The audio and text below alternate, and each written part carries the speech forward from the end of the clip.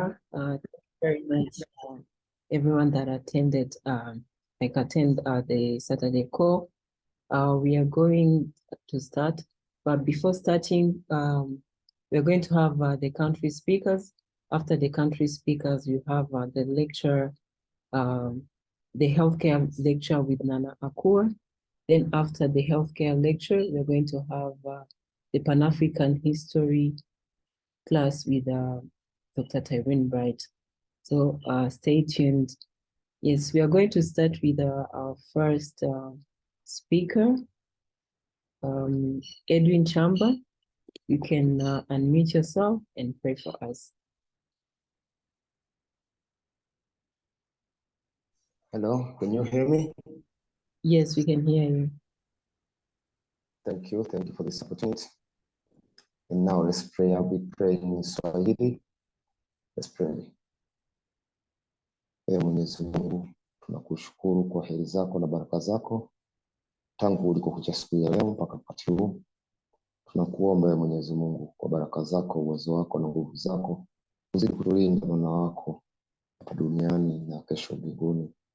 Utusaidie kwa mkutano huu Ee Mwenyezi Mungu, tuweze kufanya kwa amani, upendo, ushirikiano, na ukaifanye hii harakati inayoendelea hapa ikawa ni harakati yenye nguvu Afrika na duniani, ikaweze kuwasaidia watu weusi wenzetu katika kuishi bila kunyanyasika popote duniani. Ee Mwenyezi Mungu, nakuomba ukamguse kila mmoja kwa baraka zako na uwezo wako katika kipindi hichi cha Ramadhani. Mwenyezi Mungu, nakushukuru kwa kila jambo na tukuombe tusimamie katika kila jambo. Asante kwa kuwa ni mwema katika siku zako zote, Ee Mwenyezi Mungu wetu. Baraka na utukufu wako na sifa zote zikujie wewe. Tunaomba katika jina lako Mwenyezi Mungu. Amen.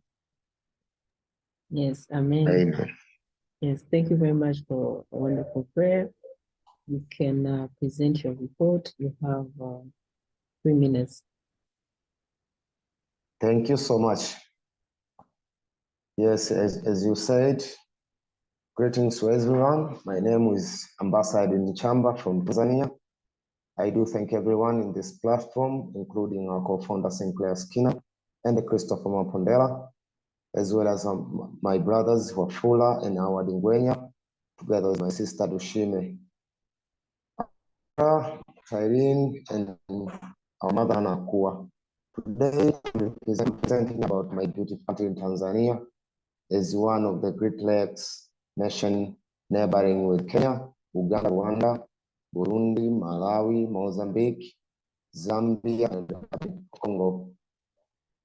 As our father in paradise, Kwame Nkrumah, said, I'm not African because I was born in Africa, but because after I was born in me. It is here where we can find the close relationship between Kwame Nkrumah and Julius Nyerere of Tanzania, together with others, brothers, Robert Mugabe of Zimbabwe, my Samshel, Neto, and Kamuzu Banda of Malawi, as well as Nelson Mandela.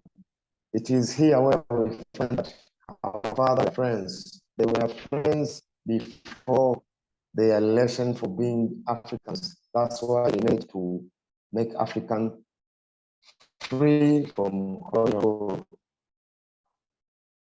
This was an important move for Africa, as all African nations regained their regime, including their land, property, and other, as Julius Nyerere said, being landless means being subjected to poverty.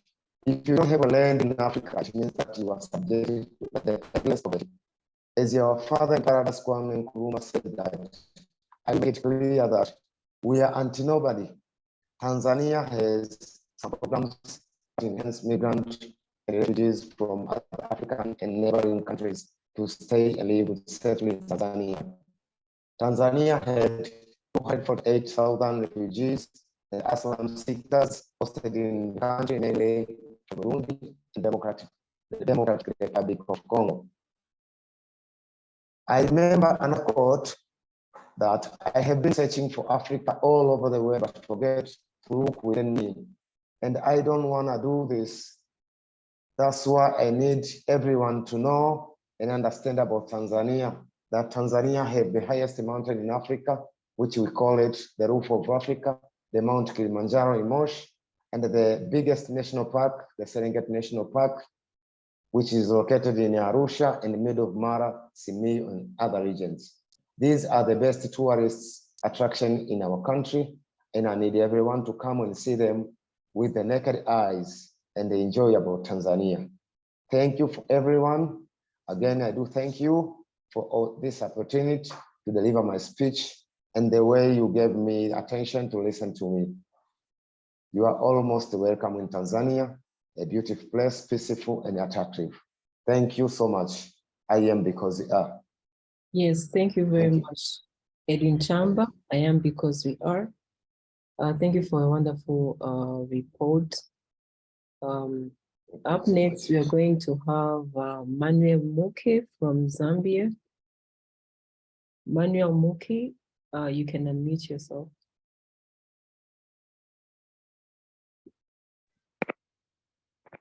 Okay,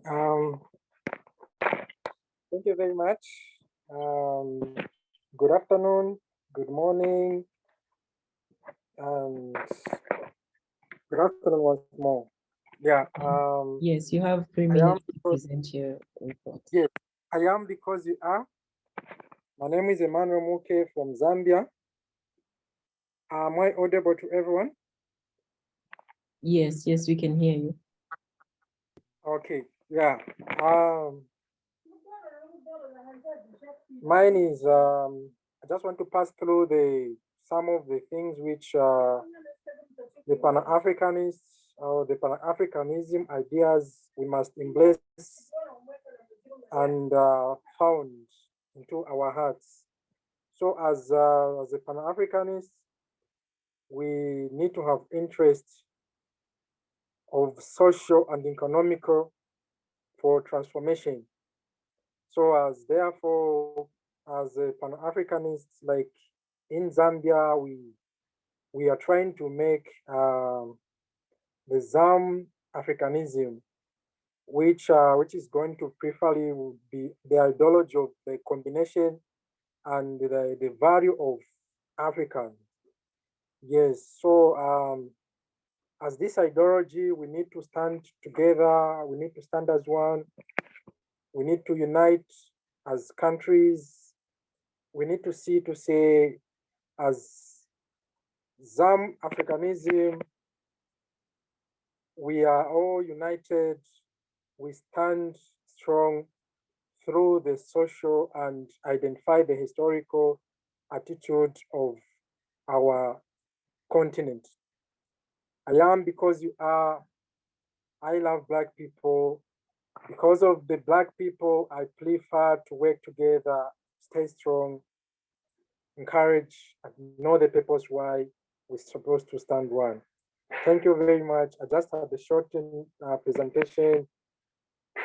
I'm very happy. I'm very glad for the people to give me the attention. Yes, I can see there is a hand. Yes, so thank you, Emmanuel Muke, for your report. I am because we are.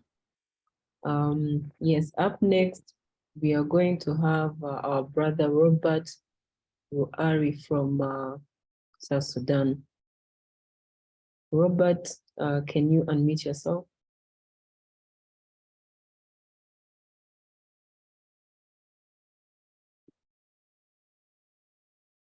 Yes, Robert, can you hear us? Yes, I'm getting you. Okay, you have.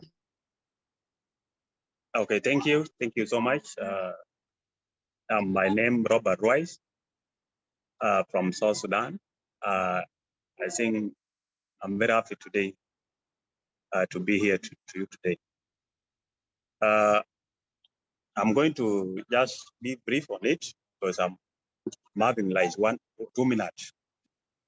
South Sudan is one of the country in Africa, but it is officially called the Republic of South Sudan.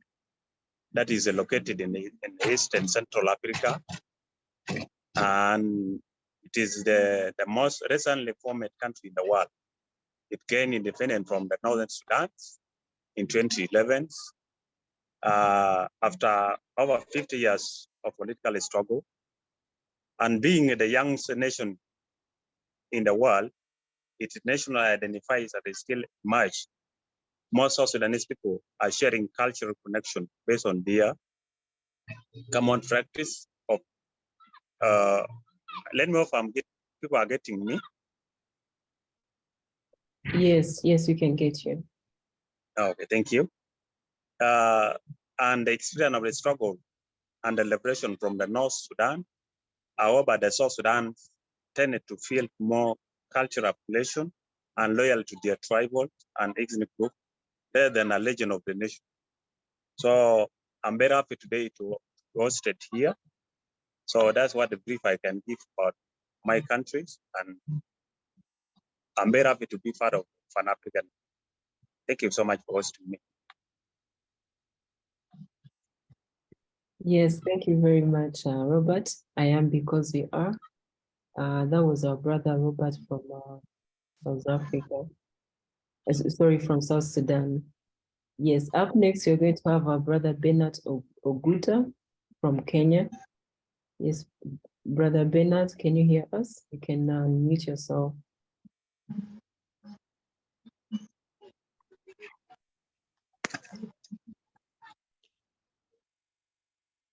Yes, I am because we are.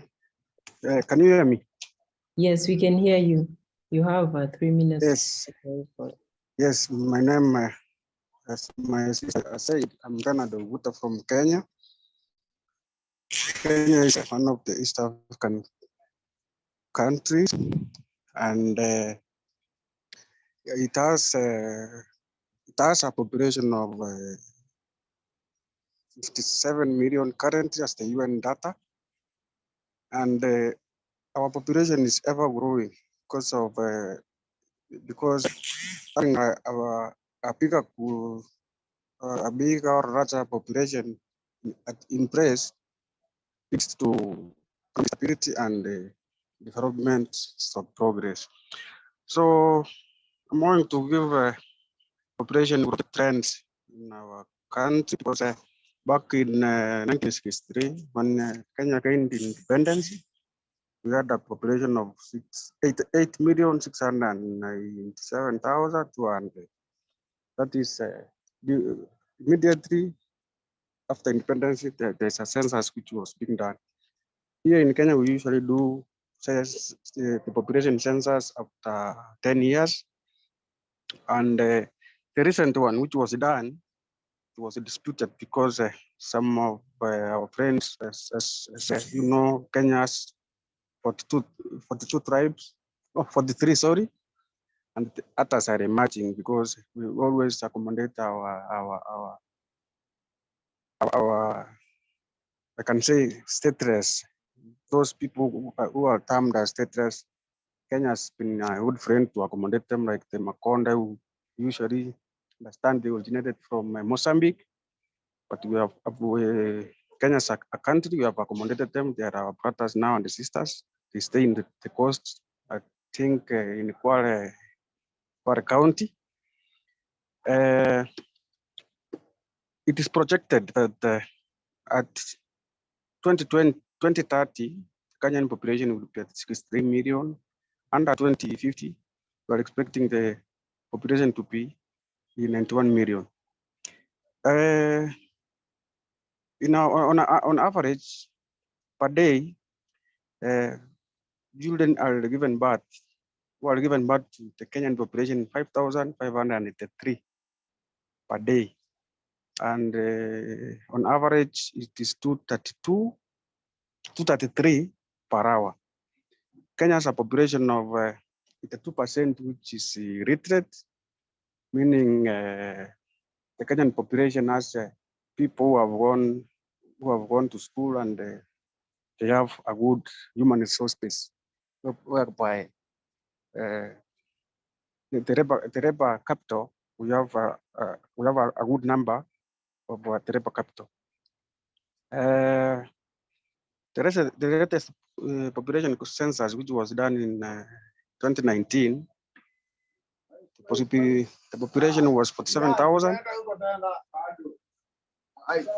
Population was 47,564 to 126. That's according to the 2019 census. But it is, as I said earlier, it is disputed because of that tribal disparities.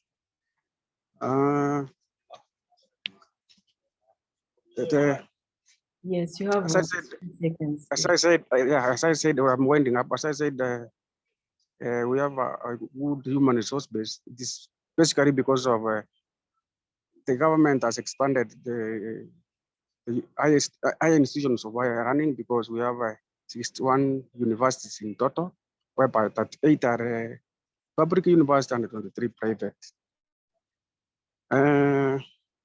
The larger population in our countries, the Kikuyu tribe, followed by the Ruya, then the Luo, Karenjin, Kamba, Kisii, Meru, and the others to follow.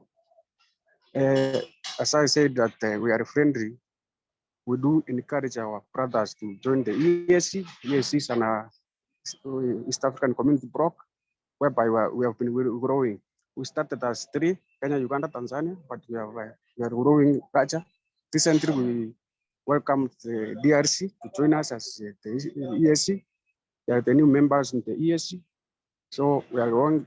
We are still fighting to be a united Africa as Pan-Africanists. So welcome to EAC. Welcome to Kenya. I am, because we are. Thank you for giving me time to share my report. Thank you. Yes, thank you very much. That was our brother Bernard Oguta from Kenya. Thank you for your report. Up next, we're going to have brother Shahid Kasim from Ghana. Yes, Kasim, you can unmute yourself.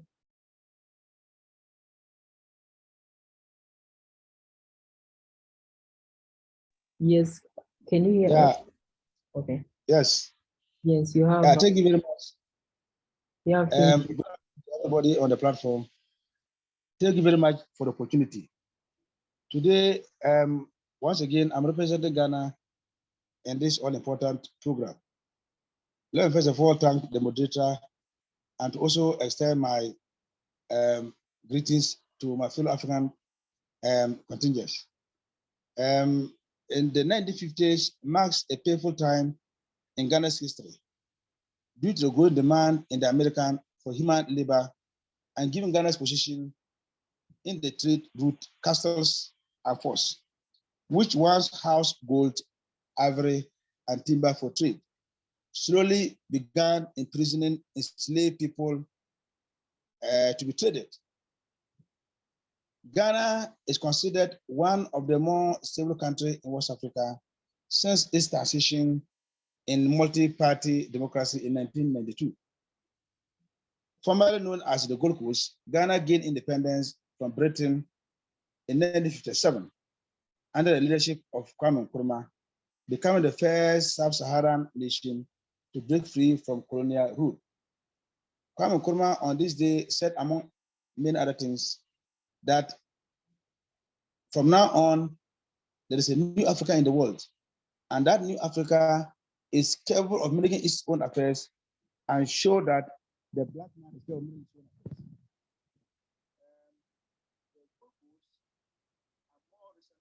its own affairs. Sorry, Kasim, we can't hear you. Hello? Yes, we can hear you now. Can you hear me? Yes. Hello? Yes, we can hear you now. Yeah, let me quickly go to current affairs. The Secretariat of the African Continental Free Trade Area has officially opened in Accra, Ghana, a major milestone in the full implementation of the Free Trade Agreement. Ghana goes to the IMF. After promising to prosper without international aid, Nana Akufo-Addo government is seeking international financial assistance to address an economic crisis. This has become necessary due to the COVID-19 pandemic and the Russia-Ukraine war. That has not hit only Ghana, but all the major economies. The current president of Ghana is His Excellency Nana Addo Dankwa Akufo-Addo. Thank you once again. Let me once again wish my colleague Africans a blessed day, and to continue to admonish each and every one of us to continue selling Africa continent to the rest of the world. I am because you are. I am because you are. Thank you very much. Yes, thank you very much, Shahid Kasim. I am because we are. Thank you for the report. Yes, up next we are going to have our brother Wilson. Yes, Wilson Nzowa. Hope I just pronounced your name wrong. Yes, brother Wilson, you can now unmute yourself.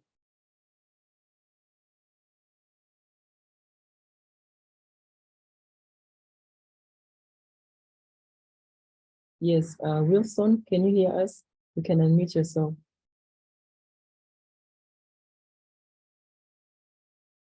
Okay, I think they're having some issues with their network.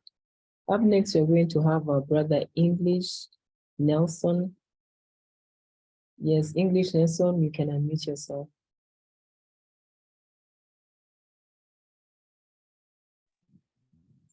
Yeah. Good afternoon. Yes. Can you hear me? Yes, we can hear you. All right. I'm English Nelson F. Nicholson from Sierra Leone. Yeah, and Sierra Leone is a tropical country in the west coast of Africa. And Sierra Leone shares borders from the north and the western province, bordered the Republic of Guinea, and the southern eastern province bordered the Republic of Liberia. And Sierra Leone gained its independence from the British colonial in 1961 on the 27th of April. This month is our month. And the capital city of Sierra Leone is Freetown. It was named Freetown by the free slaves who were repatriated from Europe and America. Sierra Leone is well known for its precious stones, commonly known diamonds, and also blessed with so many mineral resources: gold, diamond, bauxite, iron ore, titanium, zinc, crude oil. Sierra Leone has 17 ethnic groups. We have Timni, Mende, Fula, Gimba, Matingo, Kuranko, Vai, Gola, Kuru, Creole, to name but few. And we have 7 rivers that flow with fresh water. And the official language of Sierra Leone is English, and Creole is widely spoken, that which is commonly known as broken English or pidgin English. And Sierra Leone has a population of 7.6 million people. And the word Serra do Loa means Lion Mountain, which translates in English language Sierra Leone. It was named by a Portuguese sailor who first entered the shrines of Sierra Leone during the colonial era. It's the man who named the country Serra da Loa in Portuguese, which means Lion Mountain. And then Sierra Leone has a lot of beautiful beaches with white sandy and also yellow sandy. So I will encourage you to visit beach like Number 2 Beach, Kent Beach, Lumley Beach, Aberdeen Beach, and then Toke Beach. All those are beautiful beaches with white sandy. So I'm going to end up this introduction with a quote from Kwame Nkrumah. which says heterogeneity has no place in Africa. Homogeneity is the way. And that is I am because we are. Thank you. Yes, thank you very much, English Nelson from Sierra Leone. Yes, I am because we are. Up next, we are going to have our brother, Shimonia Michelo. Yes, can you hear us? You can unmute yourself, Shimonia.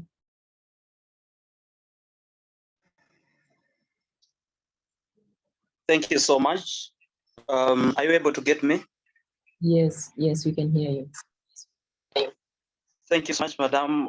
Greetings from Zambia, the country which is actually located in the central part of Africa. A long time ago, we used to be called Northern Rhodesia. As you remember, we were actually part of Zimbabwe and Malawi. We made the federal government, which had its headquarters in Zimbabwe, which was called Southern Rhodesia.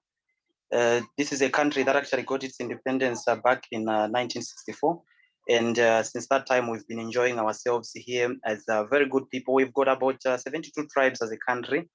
And you would wish to know that actually Zambia is a country which made its name as it has one of the world's 7 natural wonders, that is the mighty Victoria Falls. And our country is known for one of its, the biggest export of the country, which happens to be copper. And this is what gives us a strength, not only as Zambians, but as Africans, knowing that we have almost everything that it takes for a continent to be actually successful. And I'm so grateful to be hosted on this platform to be able to speak to my fellow Pan-Africanists. And I greet everybody who is just hearing my voice. And I also wish to greet my brother, Manuel Amuke. I would ask that, brother, you follow me. Let's look for each other so that we can get to meet. I'm within Lusaka. We get to talk about certain salient matters about Pan-Africanism. I am because we are. I would not talk about so many things, of course, but I would just wish to make my presentation be based on one note that I removed from the recent Democratic Summit that Zambia co-hosted together with Costa Rica, Netherlands, USA, and also the Republic of Korea. My friend of mine who happens to be Michael attended a panel of discussion where they were looking at democracy and civilization. And there's a very strong point that really caught my attention and attracted me so much, because in that they said being civilized does not mean being westernized. This is something that has really destroyed the African culture for so many years. You discover that as people get to be civilized, they think that civilization is by living that which defines you as an African. And there we have lost it. That is why we see a lot of people coming with wrong narratives that we are accepting without even scrutinizing. So I would wish to speak to my fellow Africans that actually this is our continent and we must be proud of who we are. We must push for the agenda of Pan-Africanism, making sure that the generations that are coming after us get to know where we are coming from. Let us not only be the only ones that know our past, but even the future generations must be able to know who we are and where we are coming from as a continent, as we push towards Africa Vision 2030, Africa Agenda 2063, and all the sustainable development goals. We must move together, united. As Marcus Garvey says that a people without the knowledge of their past is like a tree without roots. So I would wish my fellow Africans and everyone out there to know where they are coming from, and let us push for a United States of Africa. I am welcoming you here to Zambia. It's a very beautiful country where we've got loving people that are so welcoming. We've got vast tourism, mining, a lot of industries that actually have got the capacity to move this continent into a first world country. Thank you so much, Madam, for the opportunity once again. Yes, thank you very much, Chimunya from Zambia. I am because we are. We are going to have our last speaker, Momodu Ba. Yes, Momodu, can you hear us? Momodu Ba from the Gambia. You can unmute yourself.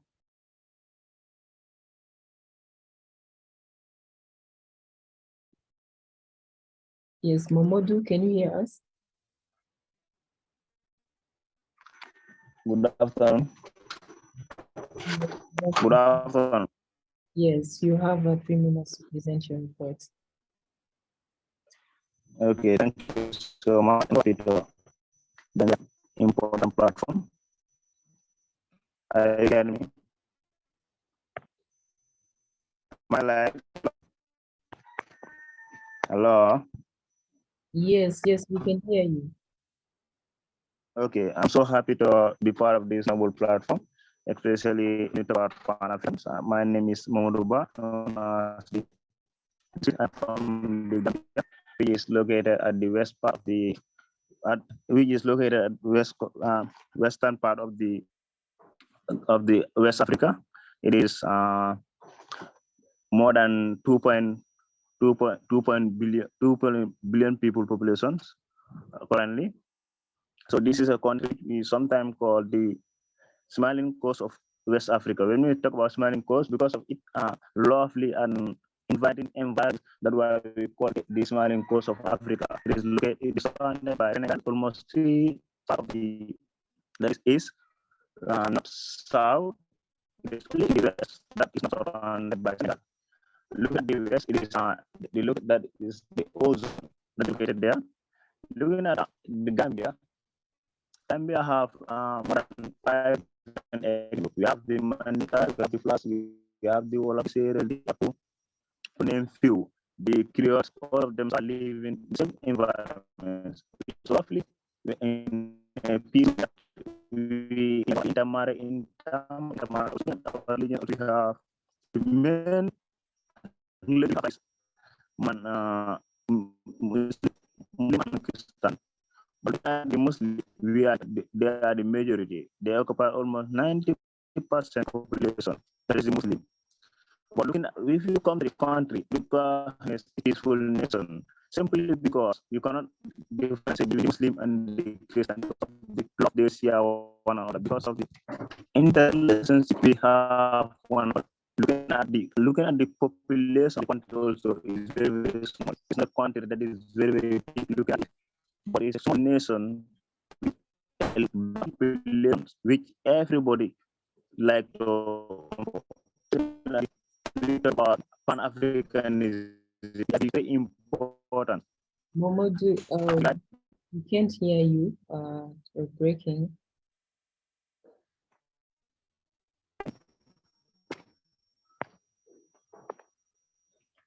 Hello. Yes, we can't hear you, but you're breaking. You can try to fix your network. Please, network, because sometimes Okay. Our brother has some issues with the network. So that was our country speakers. We are going to have the Pan-African healthcare class with Mama Akur. So if you'd like to receive a shout out from her, as usual, you can turn on your camera. She really enjoyed seeing beautiful Black faces. Yes, welcome. I really enjoy seeing beautiful Black faces. Yes, I do. Thank you all.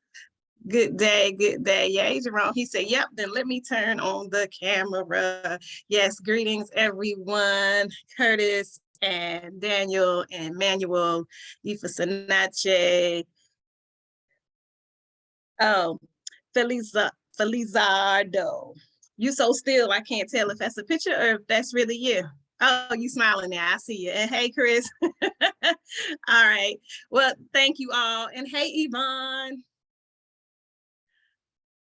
Moshin, David, okay. Anybody new pop on?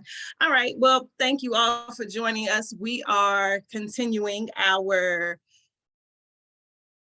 I think this is what, is this 5 or 6? I don't know which week this is, but we're talking about stress today. So whatever week that is.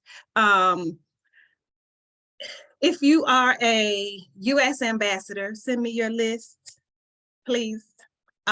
For any Black businesses that are in your area. If you are not yet a US ambassador in whatever city you live in and you have some businesses that you would like to refer and add to our Safe Places app and our Global Green Book and on our website.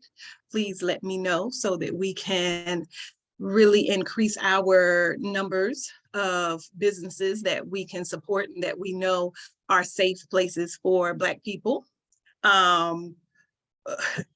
I created a form. My good friend who is very tech savvy, the co-founder Sinclair, you know, was like, yeah, we used to do the paper things a while ago and now we have the app. And so, but you know, I'm not very tech savvy. So I created a form. But we know, right, that you can always go to our Safe Places app and refer businesses that way, right? But we want to hit it from both sides, whichever is easiest for people to do that. Even if you send me an email and say, these are the businesses. However, we're going to make it work.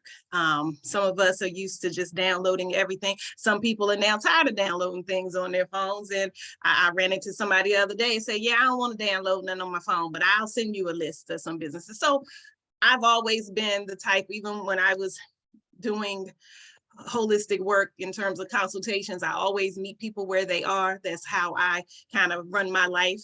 You meet people where they are. So however you'd like to refer some Black businesses that we can support and that we know are good and safe for Black people, then you do that, whichever way is best for you. So I want to talk about our next module, and that's about learning and identifying what stress is, how to determine if we are living a stressful life or situation, and then what to do about it. With all things, we first have to identify the problem, but we don't just talk just to be talking, right? We always talk and share information and then try to provide solutions, try to provide some extra tools in your toolbox, right, so to speak, as to what you can do to relieve stress. I was just sharing with someone the other day about the importance of stress, and Black folk, African descendants, African people, African Americans, Africans throughout the diaspora, we generally have had an issue with making ourselves vulnerable enough to admit that we have stress, or that we're having some sort of mental or psychological imbalances or difficulties, right? And we often shy away from addressing those things. Speaking them out loud first, right? You'll not often find someone that'll just admit that I'm having some difficulties in my mind. You know, I don't feel good emotionally, or I'm having some sort of stress or some things that I can't control, or some things that are causing me, you know, some challenges with how I feel about myself, how I feel about others, how I can move about my day, how I can manage my life.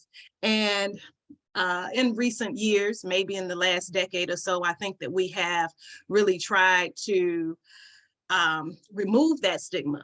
And so I'm here on that front again to really, really focus in on us removing the stigma, any shame or embarrassment that we may have about addressing our mental challenges, or addressing our emotional imbalances, things of that nature. We really, really have to take control of that. How we feel, really, how we feel is crucial to everything else that we can do. As a holistic practitioner, of course, usually the focus is more so on the physical health, but we know that we are dealing with the mind, body, and spirit, and all of those things have to be in line. So let me, I think you can see the effective methods of handling stress listed here, if somebody will confirm. Oh yeah, Yes, I yes. see it. See how some days it's seamless and some days I really struggle. Hey, today is a good day. So let's talk about some common symptoms of stress, but actually what I pulled up on my iPad, just so that we can be reminded as to why these things are important, let me just go over some of the issues, right? Some of the health conditions that are caused or increase your likelihood of developing because of stress, right? Because I always go through the information that we're sharing, and I want to make sure that it is, that you find it useful, right? So as opposed to let's just jumping into the common symptoms of stress, let's talk about the problems that stress can cause, right? Anxiety, depression, digestive problems. And actually some of these same things are some of the symptoms, but some are not. Heart disease, heart attack, high blood pressure, stroke, sleep problems, weight gain or uncontrollable weight, memory and concentration impairment, muscle tension and pain, headaches. And honestly, most health conditions or health complaints are worsened by stress. So whether exactly caused by or directly caused by stress, stress makes you more likely to either develop these, or they increase your risk for these, or again, it will worsen your symptoms. So that's why it's important for us to really have a strong understanding of managing our stress, identifying it and managing it. So basic definition of what stress is, very basic: a state of physical or mental tension or something that induces it, right? It is also a pressure or strain that tends to distort a body. And again, we know that in holistic health, we're talking about a body being a physical, a mental, or a spiritual, or even an emotional body. And some of the common symptoms of stress, right? Because we know that in order to handle them properly, we have to first recognize the symptoms. So it can be depression, difficulty falling asleep, could also be difficulty falling asleep and staying asleep, extreme tiredness, fatigue, feelings of anger or resentment, frequent absence from work or other obligations, impatience, inability to concentrate, loss of pleasure in life, an increase or decrease in appetite, muscular aches for no apparent reason. So even if you haven't gone and worked out or walked a lot or stood a lot, having those muscle aches and pains for no apparent reason. Stomach or intestinal disturbances. And again, void of having a stomach flu or knowing that you ate something out of the norm or having some sort of digestive issues. Sweaty palms, tension headaches, performance anxiety, and any number of other issues can be a result of stress. And I often share this story. I had to learn as a mother to quickly identify stress and to quickly communicate with those children of mine when they were stressing me out. And of course, that will trickle on to other types of relationships. I think that sometimes, especially in authority roles, we don't want to humanize ourselves or make ourselves vulnerable and say, I'm feeling this way, or I'm feeling some sort of way. And, you know, it may make you look weak or make you look like you're out of control. But with a very personal relationship, like a mother and child, or it could be husband and wife, or it could be friend and friend, I think it's important to always communicate what things work for you and what things do not, right? If there is something that someone that's close to you is causing, that's causing you stress, you have to be able to communicate that. A lot of times we hold things back and we suppress them, we swallow them, hold them back, you know, just keep dealing with things and not addressing the actual issue. This is making me feel anger. This is making me feel sad. This is making me fearful of the future, or this is, you know, whatever it is. That's my best suggestion of at least getting it out so that you're not suffering and choking on it, so to speak, figuratively speaking. but some other ways of handling stress. We have this handout here that gives us 101 stress relievers, right? Some are better than others, but I thought that this was really creative, whoever drafted this handout here. So they're really simple things. Well, what stuck out was ask for help. And that, of course, for a lot of people is not an easy thing. But sometimes it's just a matter of asking for help. Sometimes it's just calling up a friend. Even if you don't talk about the exact issue that's stressing you out, maybe just being able to talk, get your mind on something else, or having a friend that you can call to discuss whatever may be stressing you. There are a number of physical activities you can do: dance, run. You may go fishing. You may ride a bike, swim, any number of aerobics. You may get some touch therapy like massage, whether it's at a salon or whether it's self-massage. That is one of the handouts that we'll get to as well, because we can't always depend on others, right, to help relieve our stressors. There are many things we can do ourselves, all by ourselves. So it may be massage at a salon or spa, or it may be some self-massage. You may do some planning. You know, you may make a list of things that you want to do, that bucket list, as people refer to. You may take a child to the playground. You may go to the playground yourself, right? And you may swing on the swings or slide down the slide board. I love music. So for me, if I'm feeling stressed and I sometimes it runs up on me and I don't realize, oh, okay, I'm really tense, or I'm stressed, or I'm getting a headache, and this is not something that should, you know, be stressing me out, I may say, you know what, let me turn some music on.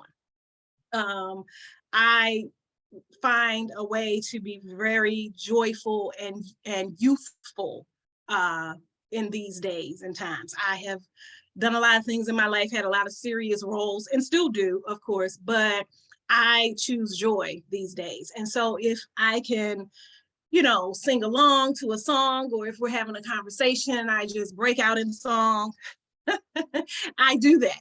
Right. So I may be in the store. I went bowling the other night and I danced and sang as I bowled in between. Right. And, you know, I had a good time. I added to that bowling experience, which was already, right, an extracurricular activity, something to do. But to increase the joy, I made it a whole, you know, thing, and added, you know, my youthfulness, my joy into it. I really enjoyed each frame that I bowled. And so we can always do these things, or allow ourselves to do these things that we know make us happy, even if someone else is watching and maybe they wouldn't do it the same way, or they may be like, okay, what is into her? You know, what is wrong with her? Or she's too grown to be doing that. Whatever. If it makes you happy, then that is what you should do. Practice laughing out loud. Sing, hey, there it goes. Sing a song. You see that there? Right? Play. See? All that I just said. Make time to really do things that will bring you joy and happiness. And this list just sort of helps us to identify some of those things, right? So I call that the happy list. So, but let's go to maybe some more practical things, right? So we may go and exercise the tension away, right?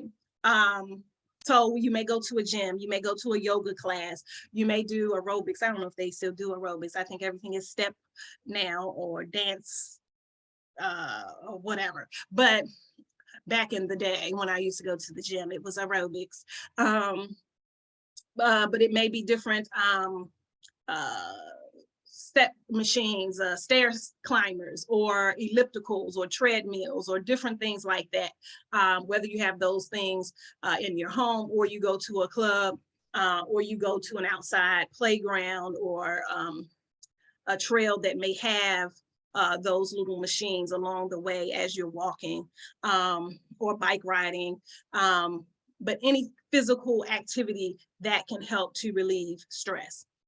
You may learn to deal with negative people. That might be a good way of managing your stress. We know that we'll always be in contact with negative people. There'll always be conflict. We will not all agree, think things through the same way. We don't communicate the same. Absolutely not. Not in our personal relationships, not in our business relationships. So we sometimes will just have to, for ourselves, have to figure out how to handle people with differences. And for me, that goes back to, I meet people where they are. Now, I'm not going to let anyone disrespect me or overstep any of my boundaries, right? But sometimes we have to understand who someone is, right? And how they handle things. And then we just have to act accordingly. And then, of course, as with every relationship, you always are constantly teaching people how to treat you, right? What you will tolerate, what is acceptable for you.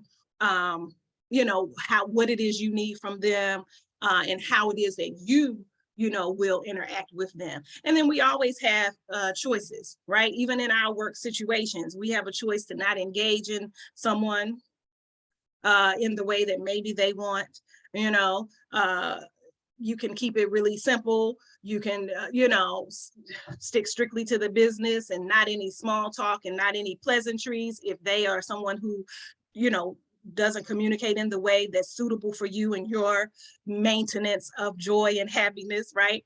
You can choose to only correspond in writing maybe and avoid face-to-face contact. So there are so many things that we may do or put in place to deal with negative people.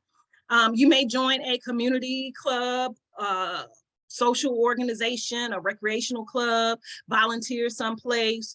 I think being in service to others is always a way to manage stress and engage in the community. And, being of service, I think always gives us a bigger, brighter picture of whatever may be stressing us in our day-to-day lives. Expressing yourself, I think, is very important. Whether you are an introvert and you write things down, or you talk into a recorder, or whether you do something that can be done solo inside your home, or going for a quiet walk by yourself, or whether you're an extrovert and you want to express yourself by talking to someone, or having a little get together, or going out, for some sort of a social outing or dinner or something of that nature, and being able to vent or to go a whole nother route and express yourself in some other way. You may go out to some paint and sip they do these days, or you may go out shooting pool or throwing darts or whatever, again, just to get your mind off of things and to really do something to be able to release these pent-up feelings that you may have that have been stressful. You may reassess or change your lifestyle. Sometimes that may be a different job. It may be a different set of friends. It may just simply be a different routine. You might change your pattern, when you go to sleep, when you wake up, when you do different things throughout the day. You can devise a new plan. I eat my heaviest meal at lunch now rather than at night, so that, when I get home from a stressful day, I am more suited to go to bed rather than eating heavy at night and possibly facing indigestion because I lay down on it, right? It can be just switching up when and how you do things.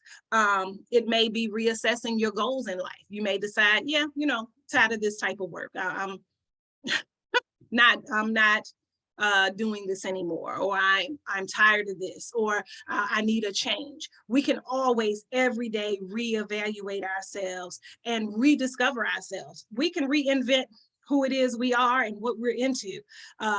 The pandemic caused me to reevaluate some things, and I'm so happy. Just because of circumstances, there were certain things that just wasn't happening, but I discovered, wow, okay, I needed this break, or I needed to stop doing this or start doing, another thing. So sometimes we can do this without waiting for something outside to happen.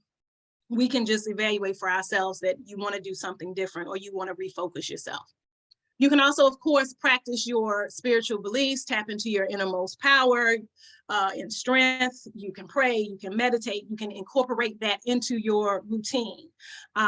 You can do it in your shower. You can do it as you're brushing your teeth and washing your face in the morning. You might take time out after you get home from school or work and just sit quietly and meditate.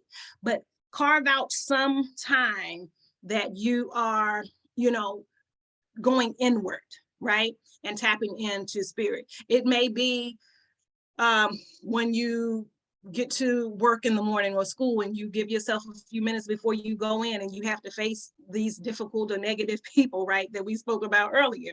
And you might just sort of gear yourself up, do some positive self-talk and prepare yourself, spiritually arm yourself for what you know is to come. That may be something unpleasant for a few hours, but tap into your innermost power.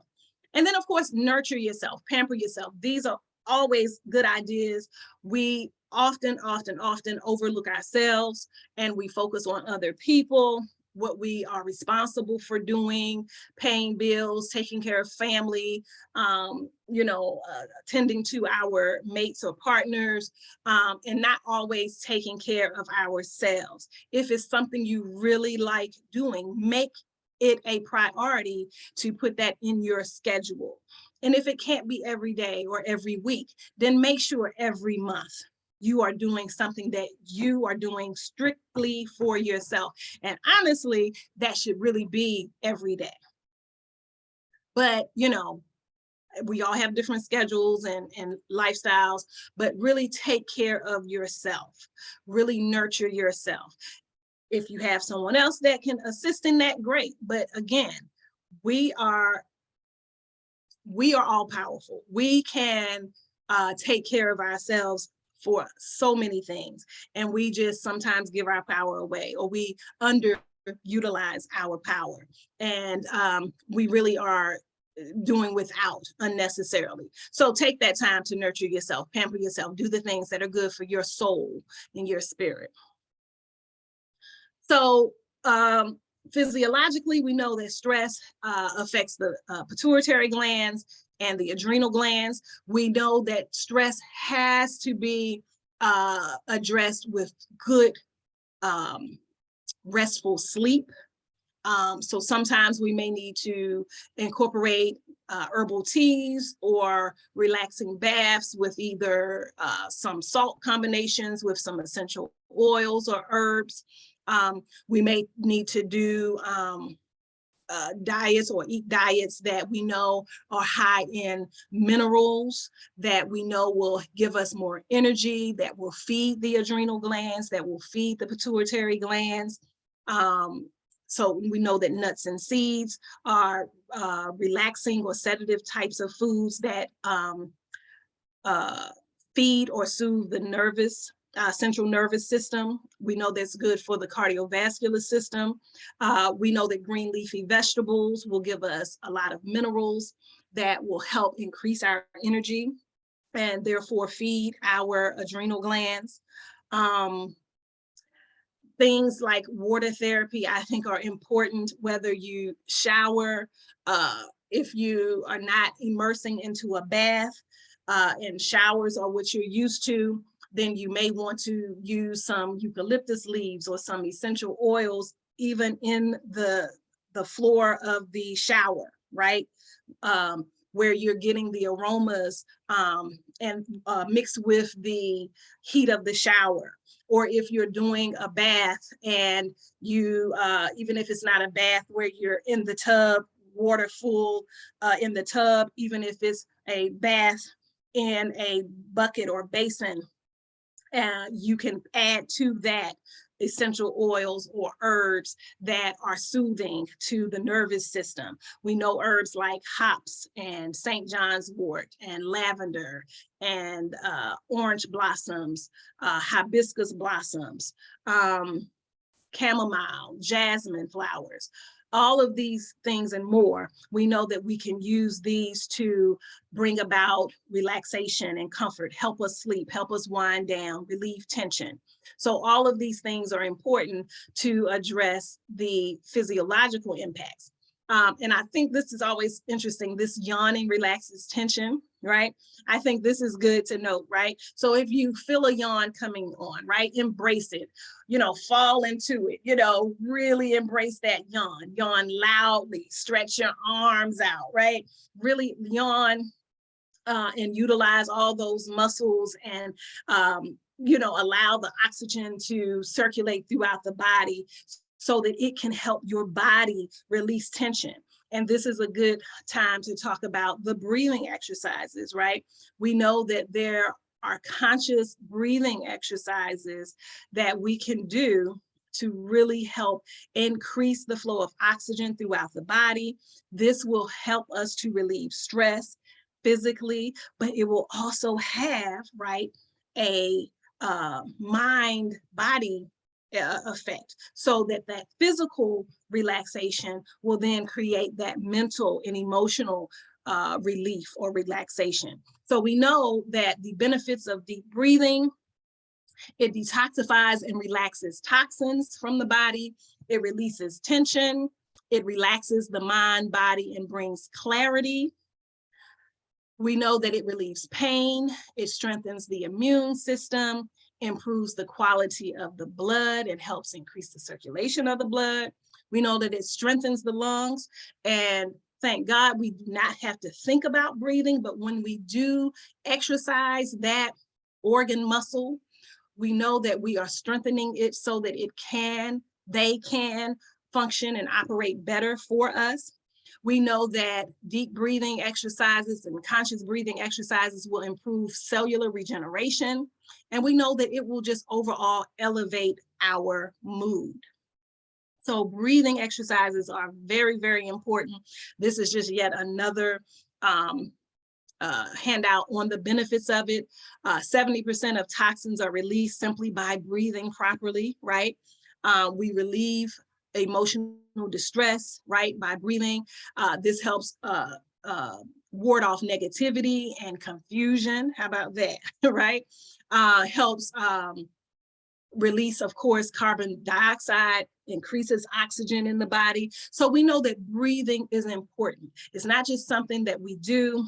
We can consciously do it. That can be part of your routine or ritual that you set aside each day for yourself. So even if it's just to take a few deep breaths, a couple of sets of 5, right? Where you're just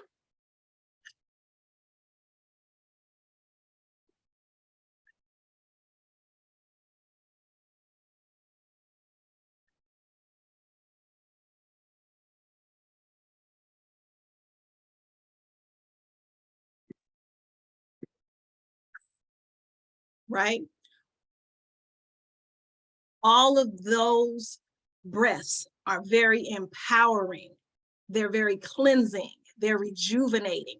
So we have to take time to do those simple things. Even if you just did that one set of 5, right? Every day, you will really help your mind, body, and spirit relieve tension and stress. There are many, many different types of breathing exercises. The packet contains all of these different, and forgive the, it's a little crooked. This is some, you know, cutting and pasting that I did many years ago. But there are so many exercises that I've come across over the years, so I kind of put them together. So it's very important. And even if you Googled, I will gladly send you the packet here. But there's so many different types of conscious breathing exercises that you can do every day. And it could be a matter of rotating them around or just trying out different ones to see what suits you best, which ones resonate with you. But as you see, as I'm scrolling through, there's so many different types. Also, in terms of relieving stress, we know that there is massage. I briefly mentioned that earlier, but this handout here just talks about the benefits of massage. this handout I referenced earlier, these are some things that we can do in terms of self-massage, in terms of our lower back, our feet, our shoulders, even our arms, our legs, whatever parts of your body that you can touch, right? You can massage your body and help increase the relaxation and help to relieve the tension and the tightness and the stiffness that is in your body. As a reflexologist, I know the importance of your feet really being taken care of and really concentrating on different parts of the feet. There are reflex points or zones in the feet that correspond to every part of the body. So even if you can't reach every part of your body, as I just mentioned, the parts that you can touch, you can find it on your feet. And so you may do some self-reflexology where you can really help improve the quality of your life in terms of your body feeling better, your mind and spirit being more at ease. So there's a couple of handouts about the reflex points and zones on the feet. They also exist on the ear and some areas of the face. And I didn't do the face one then. So, and then this is just another one of the hands and feet. But we know that there are a lot of things that we can do. We can take control of our overall well-being, and we can learn how to identify stress and then how to relieve stress. The essential oils that we went over last week, remember to reference back to those and really utilize the ones that are excellent for stress relief. I've mentioned some of them already. There are some that I haven't mentioned today, but go back through your list and use those even in your breathing exercises. You know, use, I don't have it in here, but, you know, take a couple of inhalations, you know, with the essential oils, and then do the conscious breathing that are mentioned in the packet and that we've done even here in class. And that will actually maximize your stress release as well. So I am out of time. I will take a few moments and read through any questions that you may have posted in the chat. But thank you for joining me and joining us and supporting us. And I'll see you back here next week. And until then, I bid you good health and peace.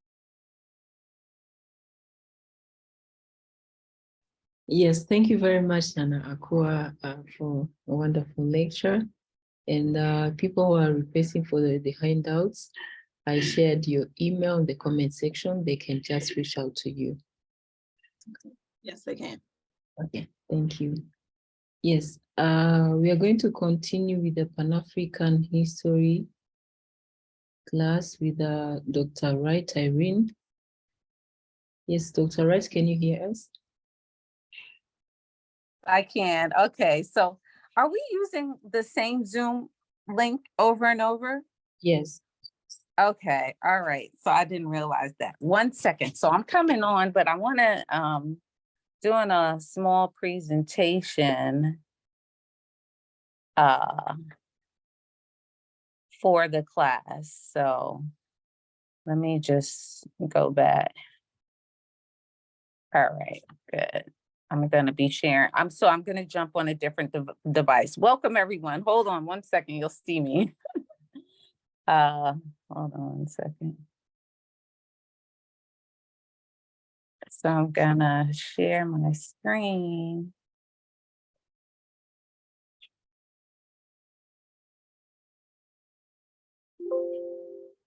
Okay, all right, good.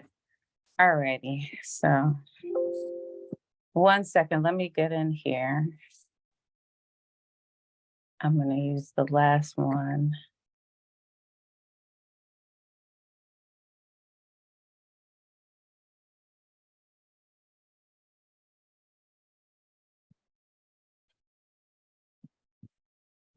You might not see me on here. All right. Well, welcome everyone. Didn't mean to see you, for you to see me like that. But okay. So this week's readings was based on Thomas Sankara, one of the African continent's Pan-Africanists. And I don't like to skip this. Hold on one second. So I'm joining, Yvonne, you'll see me join. Hold on. Okay, you'll see me joining again from another device, my computer. And I'm going to share just a synopsis of what we read in audiobook form. Recording in progress. Okay, hold on. Okay. All righty. So sorry.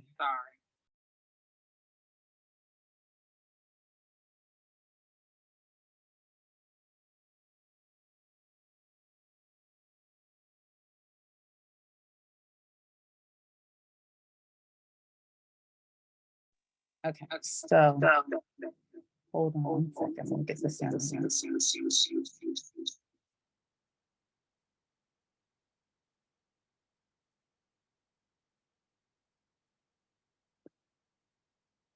All right, so I want you to hear me, but I don't want that echo, okay? So give me a second. All right, so I'm on here. If you could give me permission to share my screen, Yvonne, on the second device, okay? Yes, you are loud. Okay, you see me a second time there? Okay, perfect. The screen that you don't see my face on. Mhm. All right, so hold on one second. All right.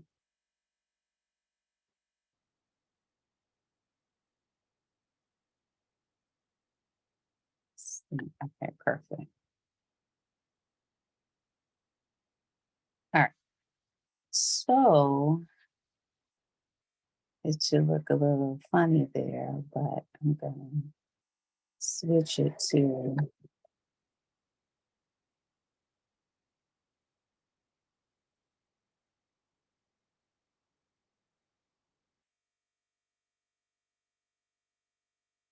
this thing. Hold on. Okay. Hold on.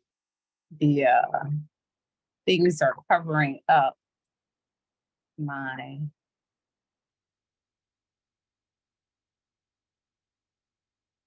console.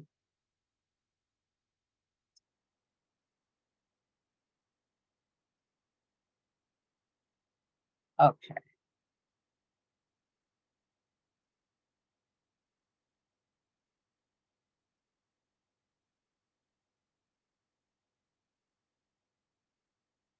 All right. So can everybody see that? It should have Thomas Sankar. Okay, yeah, you can see it. All right, good. All righty. So you might not see me on here. I'm going to take myself on camera, but in a second. But so I recently did a presentation. Let me make sure that it's working. All right.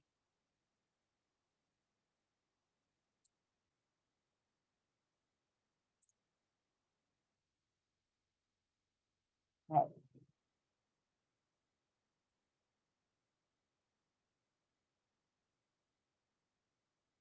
All right, it's going the way I don't want it to go right now.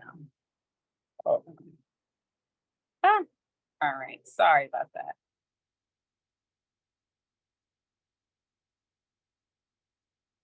Let me share again.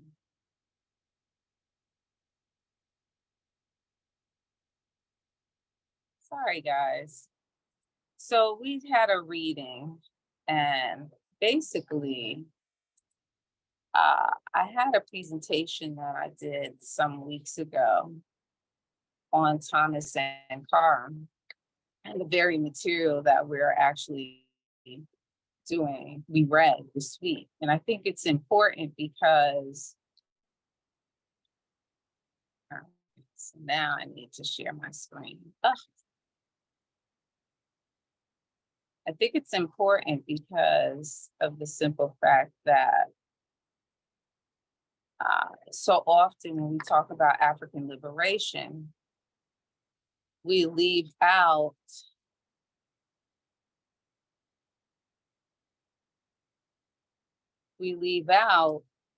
the liberation of women in that context. And that's deeply problematic. Y'all are just gonna have to see me work this out in real time, the technology. Okay. Okay. All right, so there we go.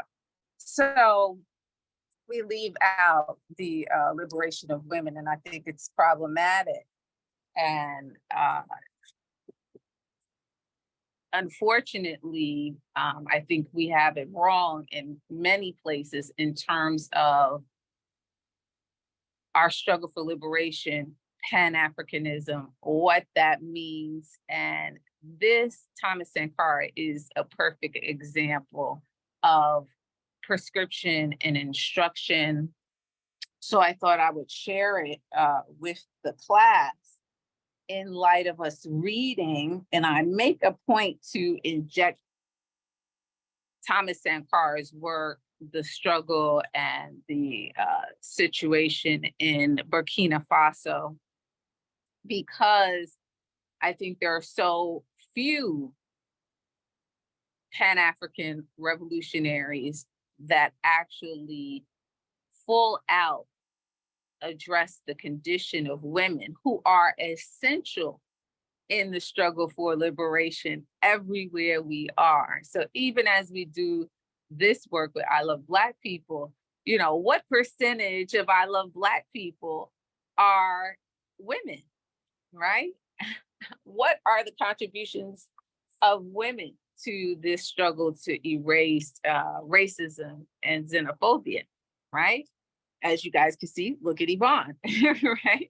The administrator. So, you know, it's important. I think that the concept of the liberation of women being separate and apart from our liberation in general is problematic. It's not separate and apart. It is one in the same, because the Eurocentric worldview has dominated all the places and people that have been colonized by imperialist nations. So that's important to understand.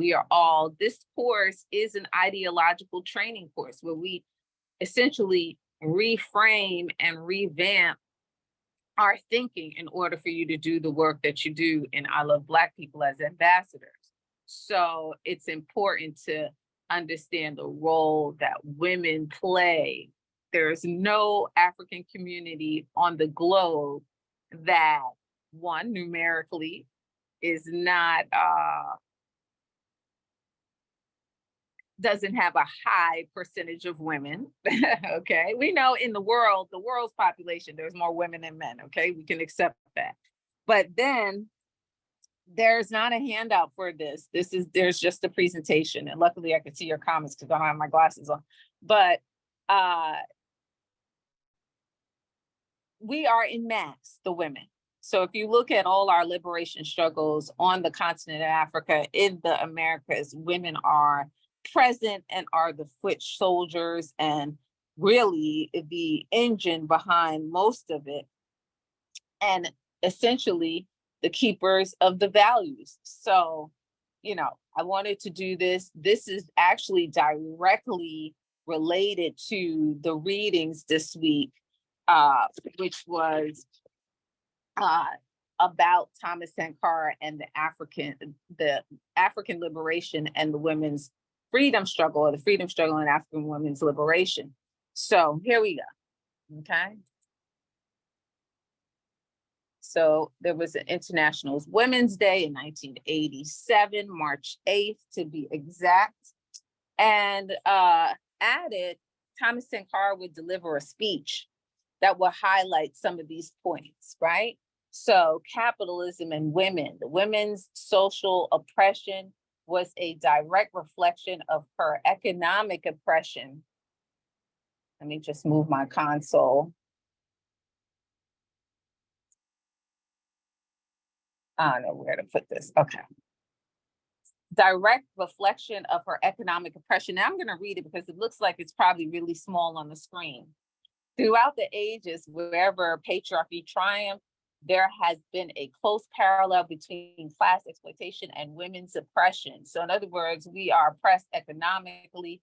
We are under colonial systems, even if we're in a neo-colonial stage. Okay, that just means the same old colonial system with Black people in power, and or Black face. The leadership has Black face, right? So, but the essential features of her subjugation survived and were consolidated both in everyday activity and in intellectual and moral repression. Women shared the lot of the slave, who in slave society was nothing more than a beast of burden with a human face. Women and violence. Because of the cycle of violence, inequality can only be done away with by establishing a new society. The global condition of women, the condition of women is therefore at the heart of the question of humanity itself here, there and everywhere. The questions are thus universal in character. Women fight on 4 fronts.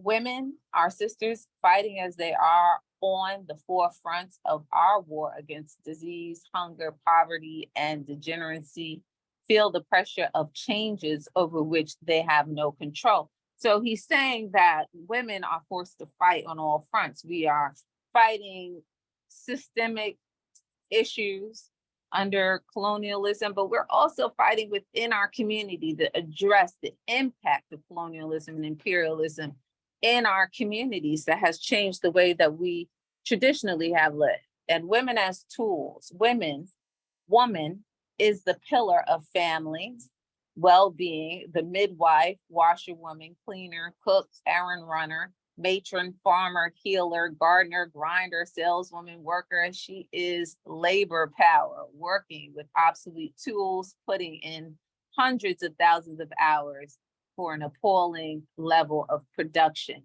And all of these points are points that were made at the International Women's Day in March 8th in 1987 by Thomas Sankara, who some of you may know if you're from Burkina Faso or been to Burkina Faso, you know he renamed the country from Upper Volta to Burkina Faso, which means land of the upright people.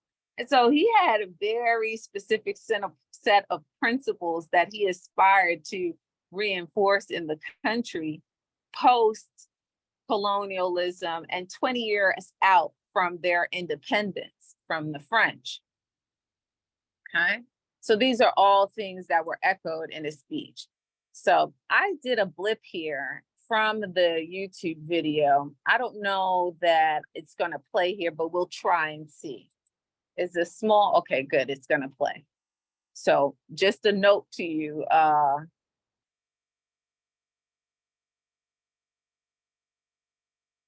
I'm going to play a little bit.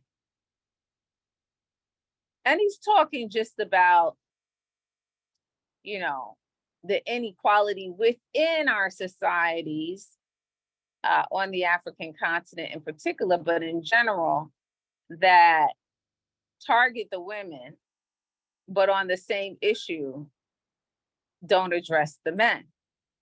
But let's see if you can hear it. Can you all hear it? No, we can't hear.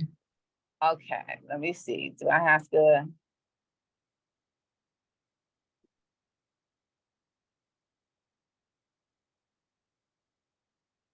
All right, we're not probably going to be able to hear that, so I'm just going to go on. But essentially, he's talking about some of the issues that women face there. So the women and men of our society are all victims of imperialist oppression and domination.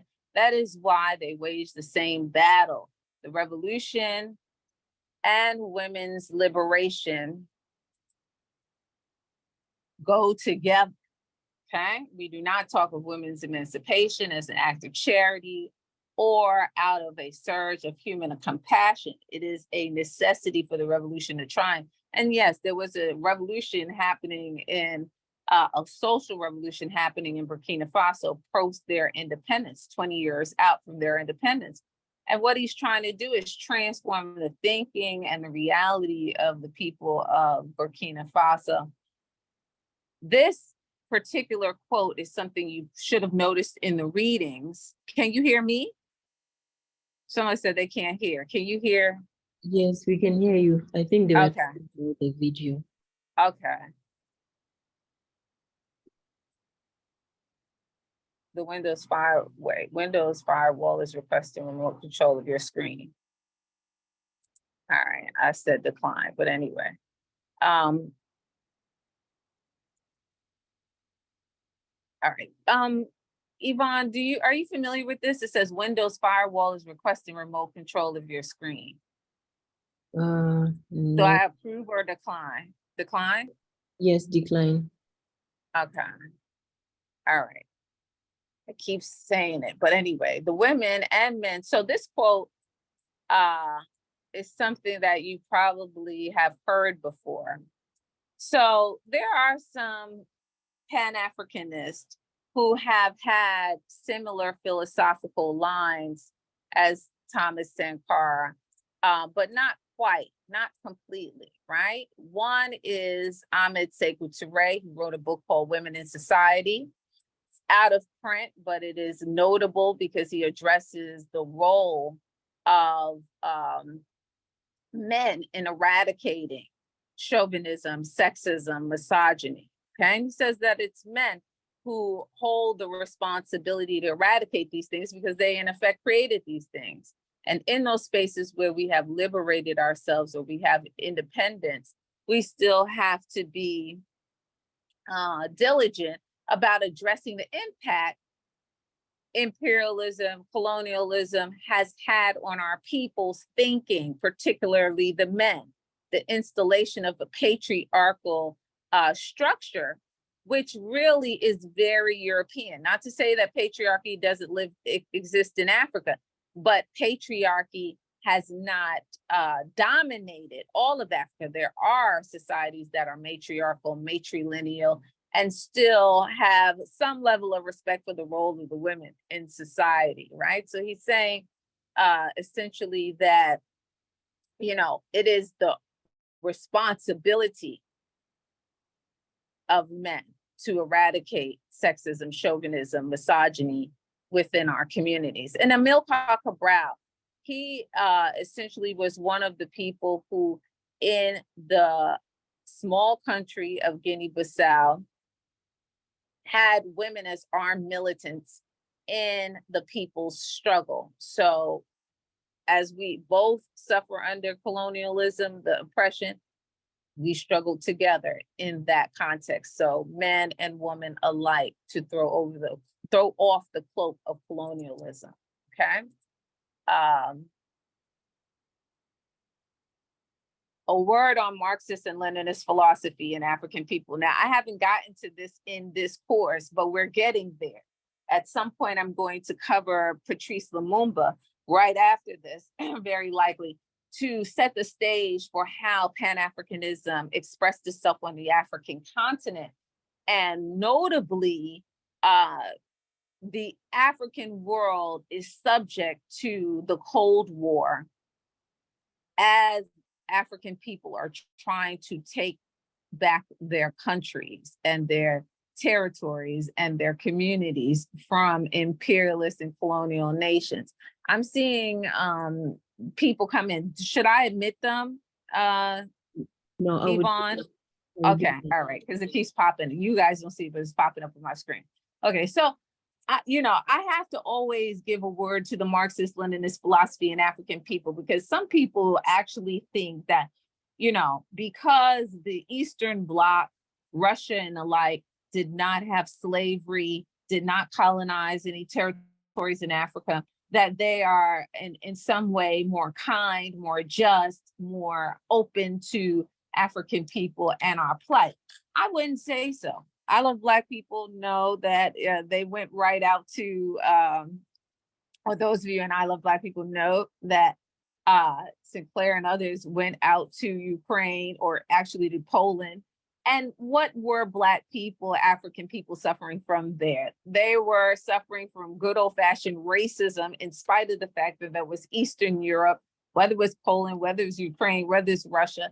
Racism is a global pandemic, and we are struggling against it everywhere, right? So the Ukrainian people, in spite of their situation being bombed, being killed, they still had time to be racist towards the handful of African people, students in particular, who are living there, going to school there, and needed to get out of the country in the face of war, right? So don't ever feel like we have friends. A great historian, Dr. John Henry Clark, said the African has no friends.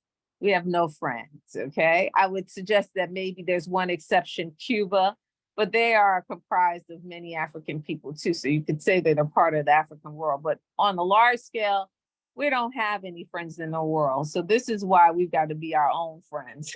We got to be our own best friend, okay? When it comes to struggling against racism. So Marxist and Leninist philosophy in African people, Amilcar Cabral recognized history and culture as tools of liberation. And this is to the contrary of the Marxist and Leninist view, which did not recognize history and culture as tools of liberation. They're really strictly a materialist analysis in terms of labor, means of production, all of that. And they don't really highlight the fact that history and culture are part of liberation. Africans, us African and Black people, we can't have the same perspective. History, which has been erased in order to impose colonialism, our history that has been erased and buried as a result of colonialism is a part of our liberation struggle. That's why this course is called Pan-African History and Organizing.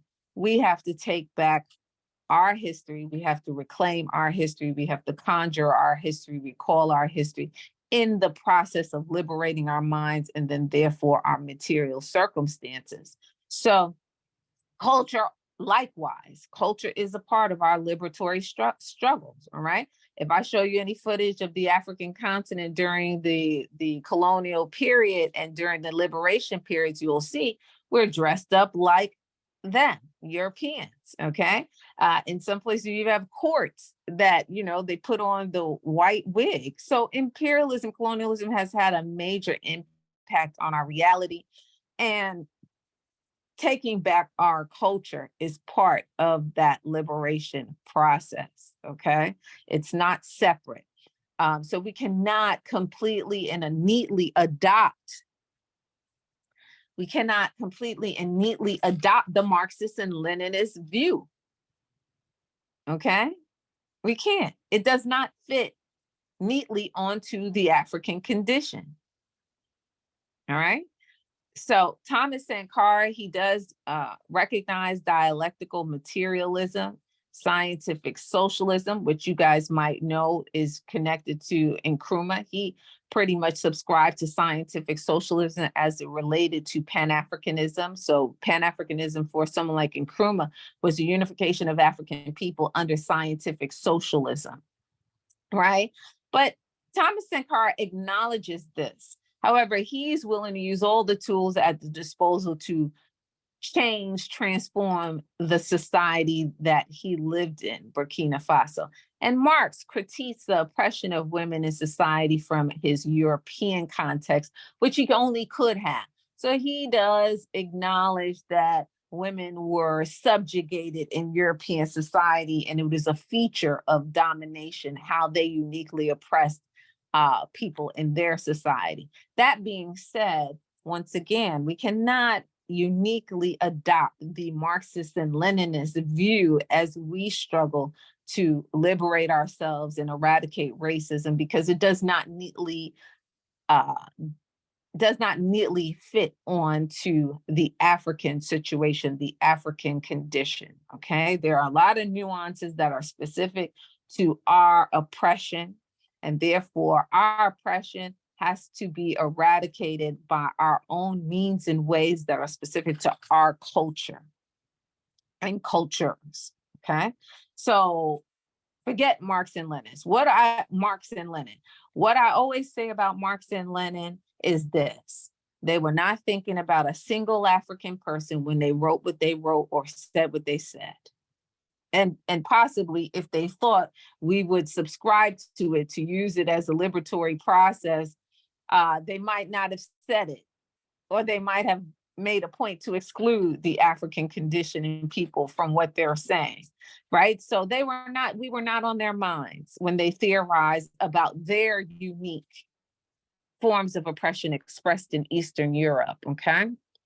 African men and women equally oppressed under capitalism, okay? And so I don't think that it could get any more self-explanatory. Capitalism has oppressed both African men and women. And if you're thinking, well, why the critique and why the negation of capitalism? For all of us as African people, we must remember, particularly those of you who are in here from the United States, we must remember that if you think capitalism is simply free market, trade, businesses competing, then you have to look at this one simple fact. In the Western Hemisphere, almost without exception, African people, Black people were the first commodities.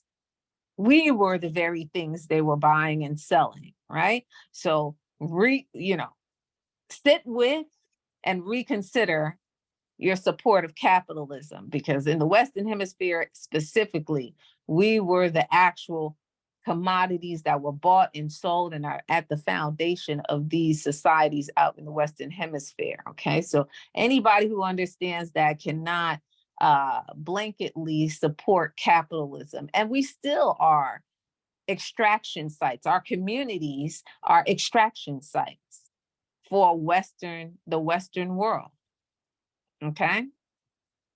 So African men and women are equally oppressed under capitalism, right? So the specific character of women's oppression, and this all comes from the book, which is really at the core of it, the speech that Thomas Sankara gave on March 8th, 1987. The exploited man and woman.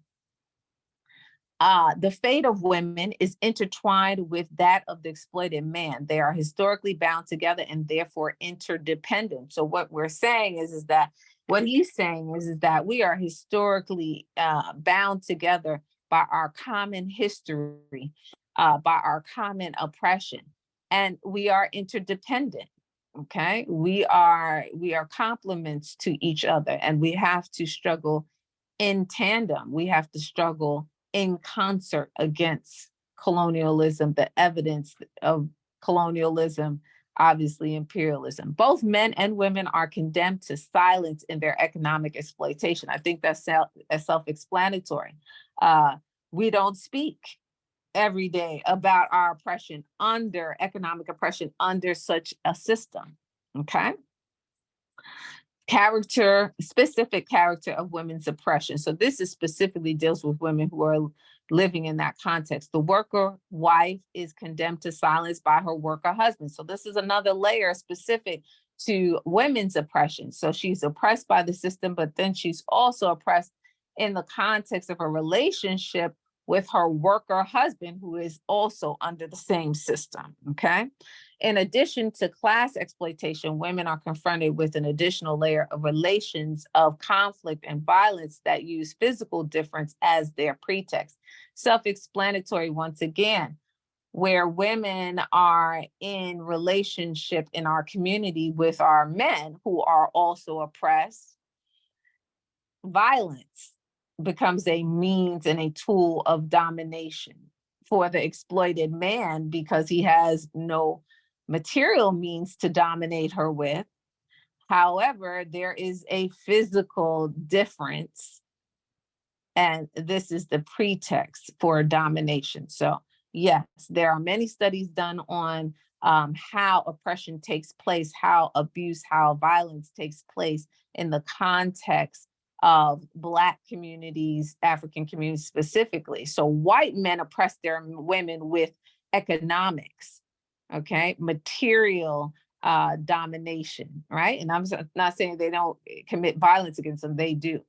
But in our context, very often where the man does not have material means in excess, the physical differences between men and women become the pretext and is exploited in that instance. So hence physical violence, right? The only way I can dominate you, woman, is through my physical superiority to you, or my physical difference in relationship to you, okay? So the exploited male, exploitation of natural differences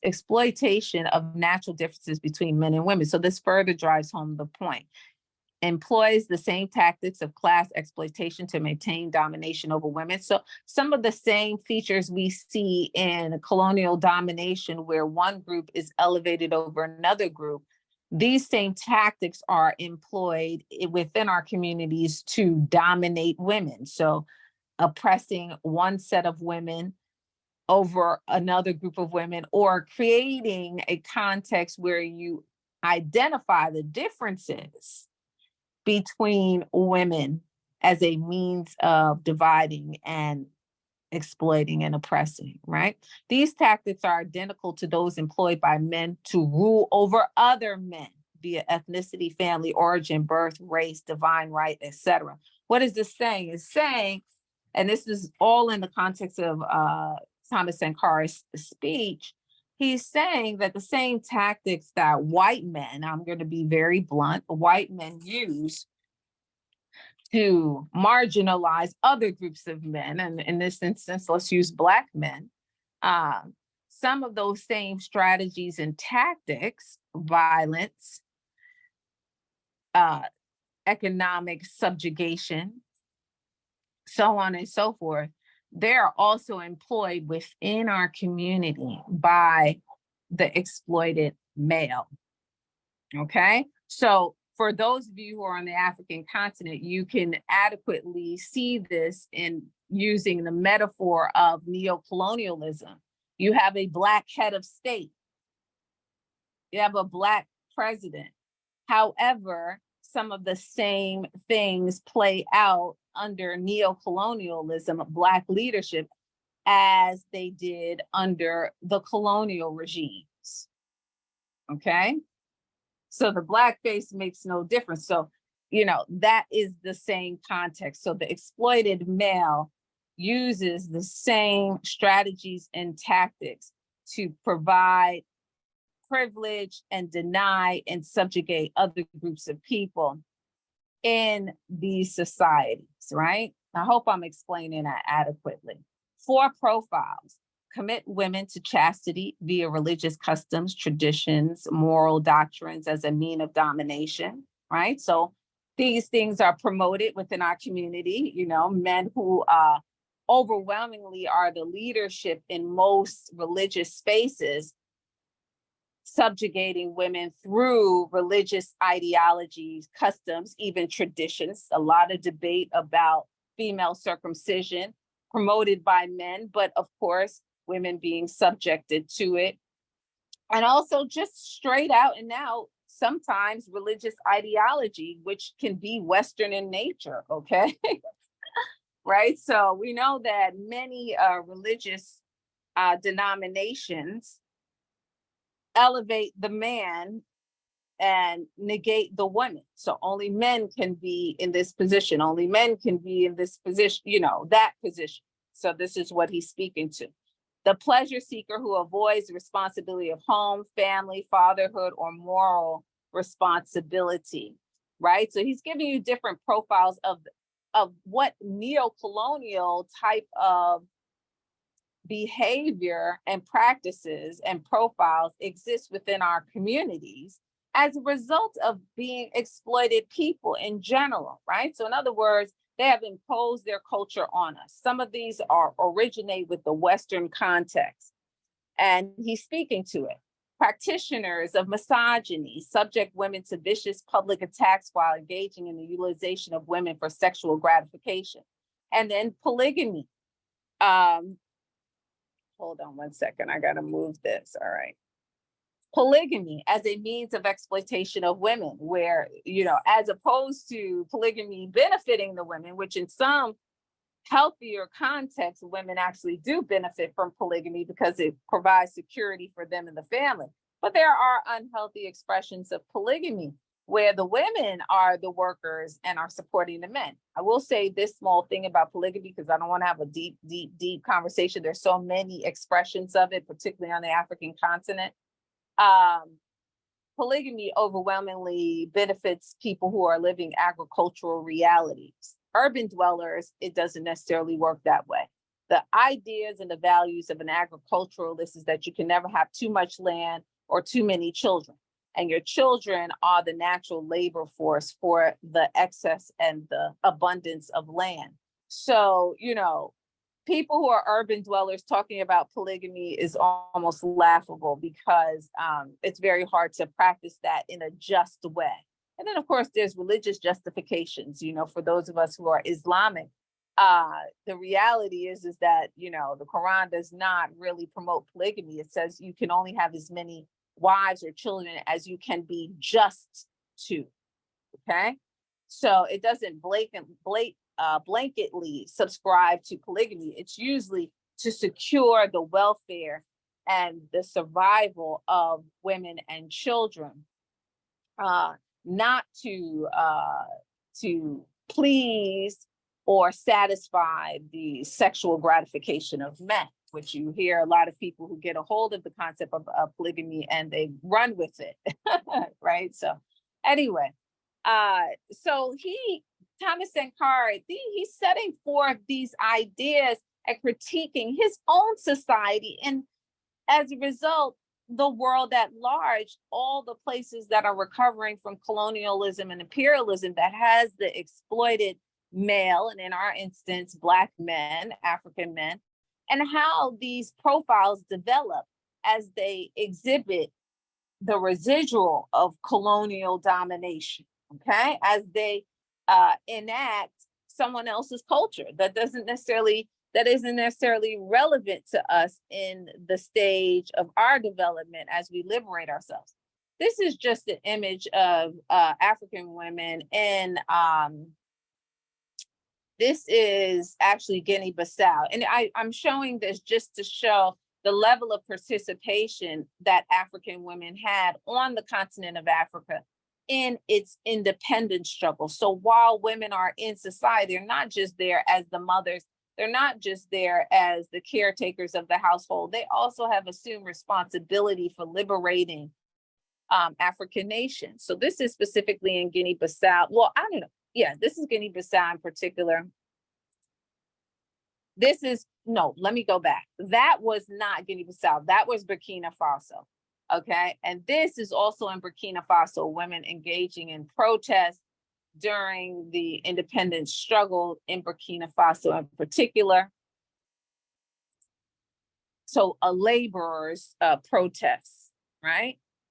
This is Guinea-Bissau. And as you guys can see, notably Amilcar Cabral, the leader of the PAIGC, and several women who also participated in that armed struggle. And why am I showing this? I'm showing this once again to say that African women, Black women, we have never been able to take a back seat in the context of our struggle for total liberation, okay, from colonialism. So we are unlike European women in the sense that our men are the ones who exclusively fought. If you go back in history and you look at, you know, the Ashanti Wars as they're struggling to fight off European invasion, the men fought the Ashanti Wars for many years. But when the men were tired and could fight no more, it is the women, it's a well-known fact, it is the women who proceeded to fight the Ashanti Wars against the European invaders. All right. So we have always shared in the collective struggle of liberating our people and our nations. Therefore, once we get some measure of liberation, it is totally unacceptable for women to become the new subjugated class of people under formerly subjugated men, right? So in other words, I'm gonna put it in plain talk. It's unacceptable for when we get some measure of independence and liberation for the women to now become the oppressed under their own men. Okay? Unacceptable. These are just some women who actually fought in Guinea-Bissau. One of them to the far right and the bottom, she actually was killed. But these are women who you see they're at camps in the bush, struggling, and they can't cease to be mothers. This is not to elevate this idea that we should be out there fighting and all of this. I certainly don't want to physically fight. However, this is evidence of the fact that Black women, African women have not been able to sit down on the job. They are there struggling for the independence of their nation because they have to. This is not them trying to prove they're like men, that they're equal to men. This is them struggling for independence out of necessity. Out of necessity. And if you think about your own lives, the women who are on here, or the brothers who are on here, if you think about your mother's life or anyone, what do? Our condition has dictated that we generally have to do things out of necessity. Okay, so if you're having this idea in your mind that this correlates or this connects to women's liberation in the European context, no similar comparison should be made. It is totally different thing. My grandmother, who died at 92, worked until she was 80, not because she wanted to, but because she had to. Okay? Because she had to. And working was not a symbol of her liberation. We always work. From the time we reached the shores in the Western Hemisphere, we are laborers in the context of the institution of slavery. On the African continent, nobody works harder than the African woman, up before the sun comes up and always the last to go to bed. Okay?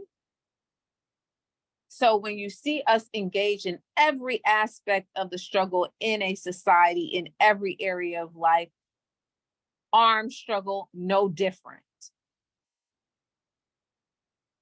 Okay? Another woman who was in the leadership of the struggle in Guinea-Bissau. Another woman, Ana Gomez, who was also in the leadership in the struggle in Guinea-Bissau. Amilcar Cabral with women, armed militants there in Guinea-Bissau. And then I'm bringing it over to the Western Hemisphere because I do want to draw a critique or make a critique, which is the fact that what Thomas Sankara is saying is we typically see eradicating racism, eradicating colonialism or neocolonialism as one project, and the liberation of women in our communities as a separate project. No, Thomas Sankara is saying that it is one combined struggle. As we struggle outside, we must struggle within. Okay? Well, as we struggle against the systems of white supremacy and racism outside, we must also wage internal ideological struggle to change our thinking that allows us to act and reproduce Eurocentric ways of life, the subjugation of women. And that concept of women completely under the male domination is very European. I should do a whole presentation on the origin and the where misogyny and chauvinism blossomed. Yes, chauvinism existed in Africa, but it blossomed in Europe. You have diversity of matriarchal and patriarchal societies and matriarchal and matrilineal and patrilineal societies in Africa. There is diversity. But as I said to one of my elder scholars, it is Europe that is absolute patriarchal and patrilineal. Okay, so the absolute domination of women is a European context.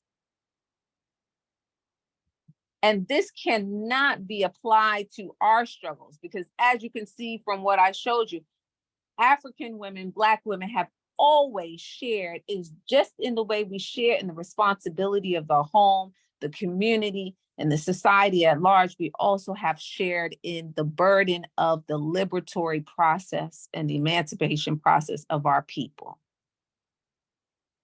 So we can never, and we will never accept being the new subjugated class in our communities, right? Our liberated spaces, our communities must and will be liberated zones for both men, women, and children, right?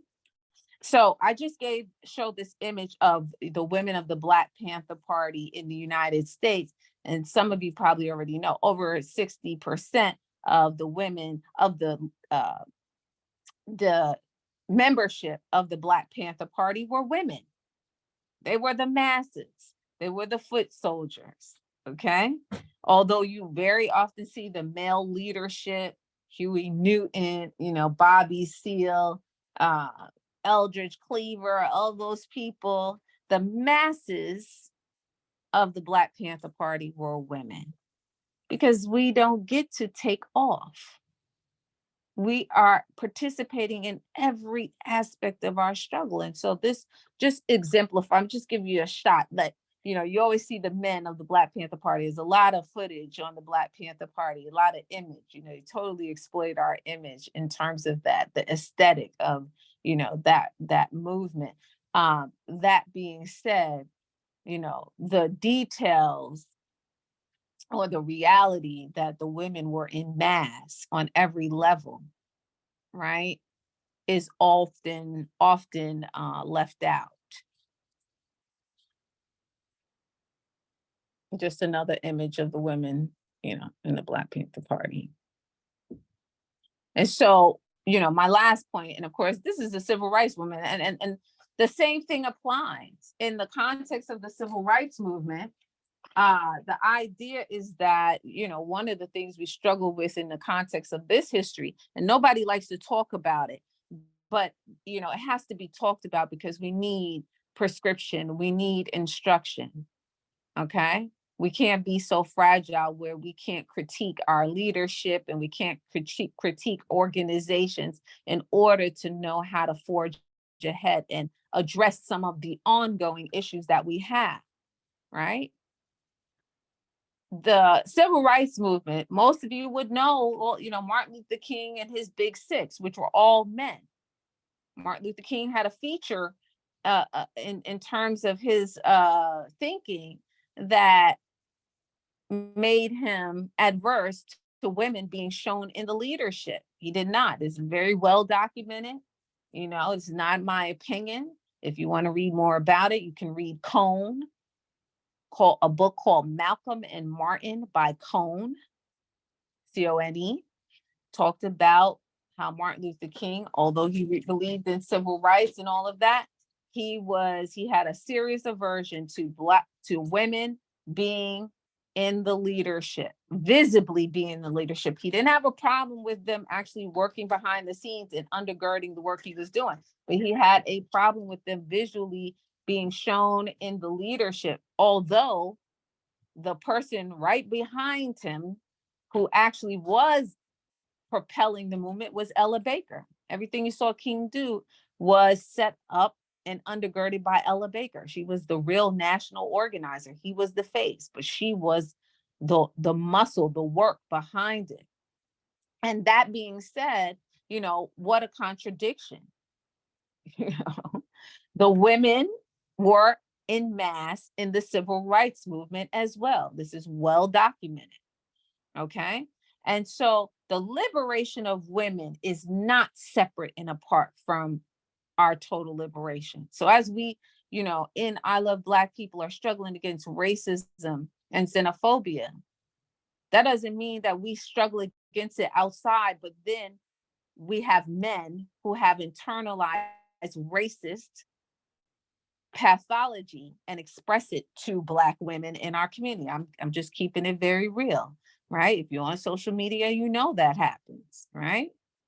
So that's in the public realm already. So I'm going to speak to it.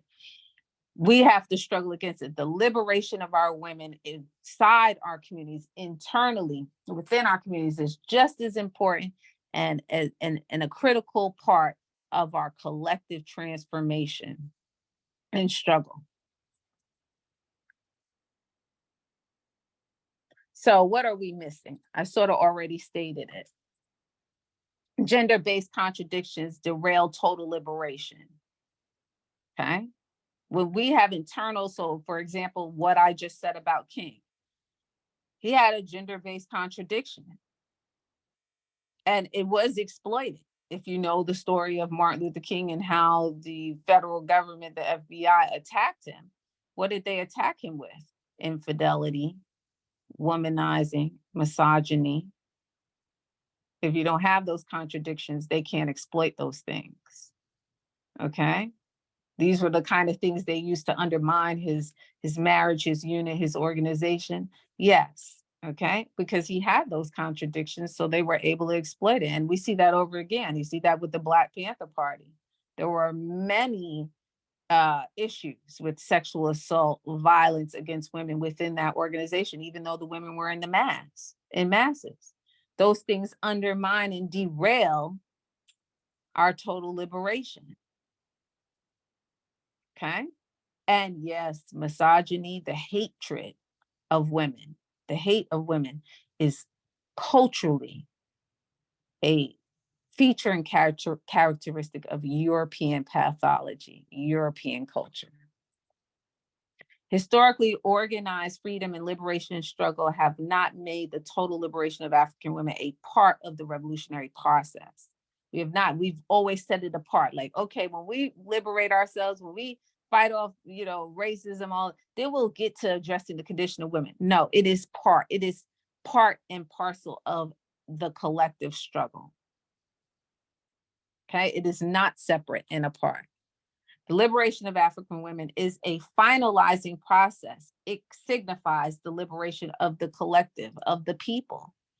Why? Because the women are often last, right? And so when we have completed that internal process of changing our thinking about the role of our women, which to me is hilarious because, like, everything I showed you, there's no area of life where African women, Black women do not show up and do their part. No area of life where we don't show up and do our part, right? So, you know, we can't be left out of the process, right? And when we engage this issue, right, of liberating our women from the thinking that has been imposed on us all, the culture that has been imposed on us all, oppressive culture that has been imposed on us all, when we also liberate the women, this signifies that our revolutionary process, right, are changing our thinking, our changing our ideology is close to or has been completed.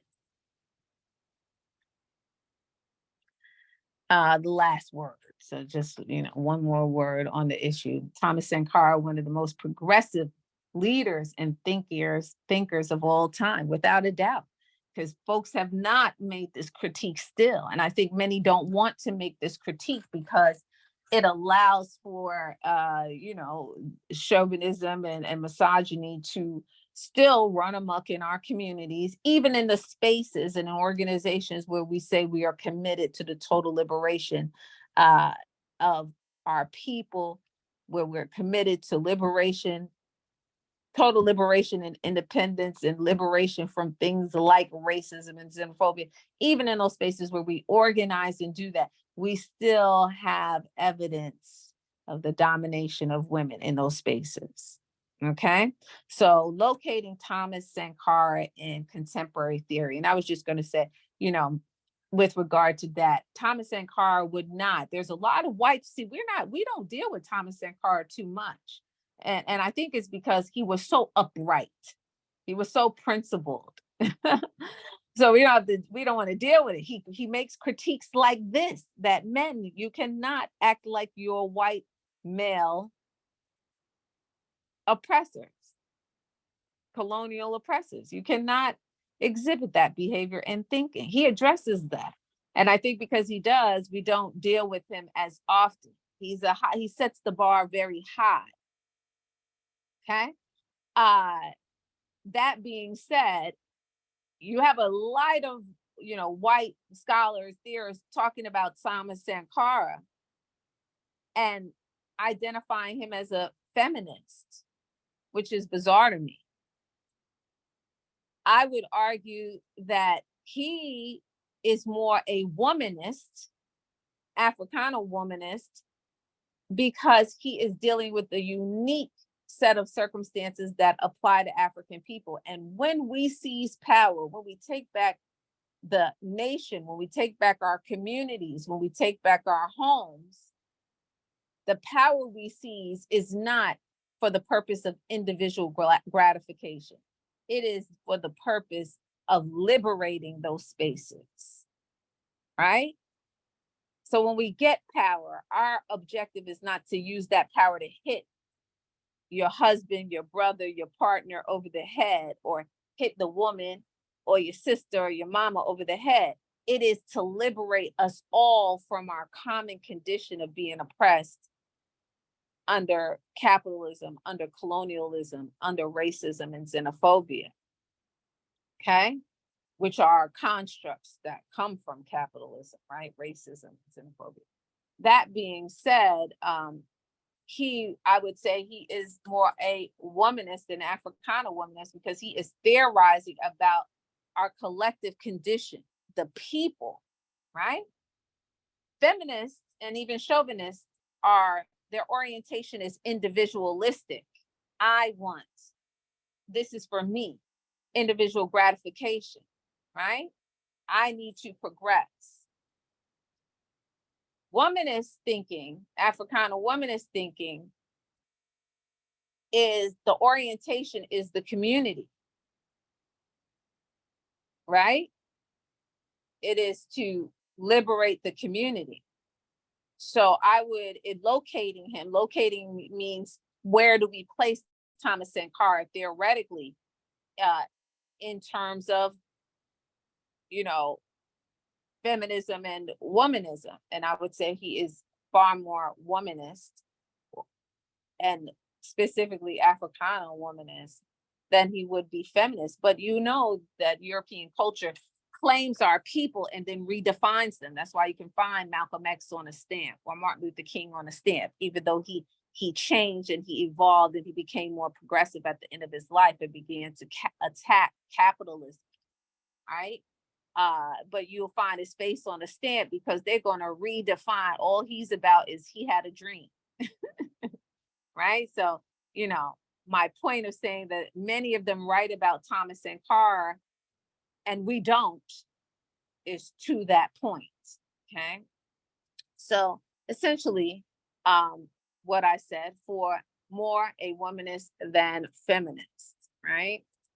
And that's it. Okay. So I hope that you all had the chance. I'm going to stop my share. Okay. I hope you all had the opportunity. I'm going to come back on here. Look at my hair all over the place. Sorry about that, yeah. But anyway, I hope you all had the opportunity to actually listen to the audiobook. I read that book and I used that book to teach on some level. But that book, I found out, a few months ago, was actually on YouTube. And I think that was a great thing, because now you can get the content while you're on the go. You don't have to read it. You can actually listen to it. I'm gonna look at comments really quickly, and I know that I'm way over, but I wanted to get that off. Okay. I know some of the brothers probably have something to say. But you know, this is necessary. This is like the 23rd cycle that we've done this course. And for most of the time in the last few years, I have left this critique and this essential part out. And that is my criticism of myself in light of teaching what should be and what we aspire to be an ideological training course, a course that changes your thinking about how you view yourself and the rest of us, you know, as Black people, as African people. And you know, our women aren't left out of the hardships. So our women certainly shouldn't be left out of the liberatory process and acknowledging that they contribute wholly and completely in the liberatory process and in fighting racism and listen, and very bluntly, the pathology of racism and white supremacy. Okay, so thank you. Somebody said great presentation. Thank you, thank you, thank you. So I think this person, Chris Amaro, I think you said patriotic. I think you want to say, are they patriarchal? I would say they're very patriarchal. Yes, I do think they're patriarchal. Yes. and you know, we have to, like, you know, sort of with a fine-tooth comb, like, pick out the lines in all of these cultures, you know, particularly religious ideology, that really is not based in our African culture and are part of our colonization process. Because of course, you know, Arabs are the first to trade African people. All right, that's a fact. Right, so they've engaged in their own level of colonization of African communities and thinking. What is the issue in Sudan? Right, with the genocide in Sudan, that was Arab against African. They cloaked it in Islam against Christianity, but it wasn't that cut and dry. Okay, it was deeper than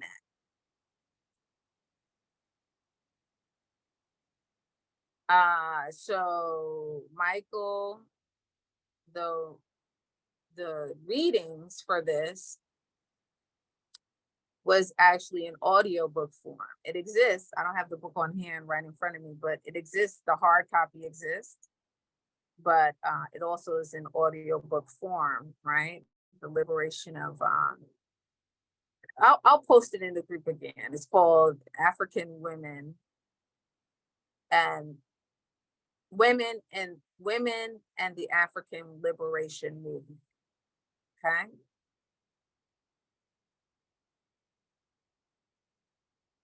And I thought that was great that it was even in audiobook form.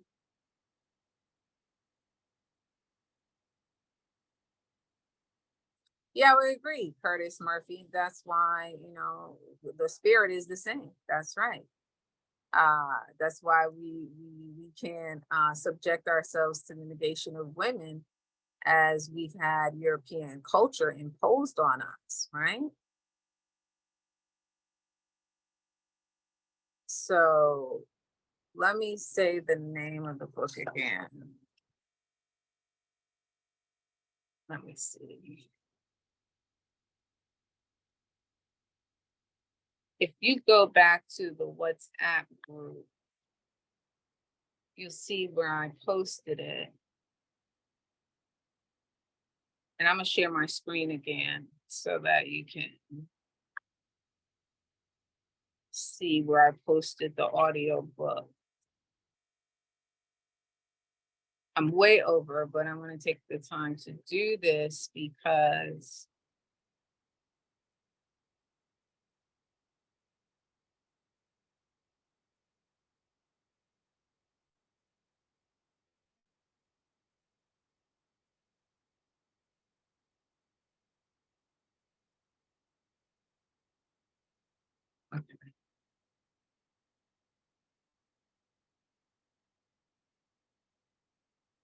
Okay, it's called Women's Liberation and the African Freedom Struggle. Let me.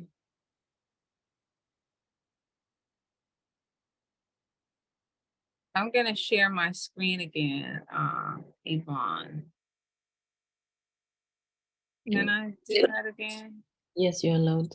Okay. All right, so you're gonna see my WhatsApp. So.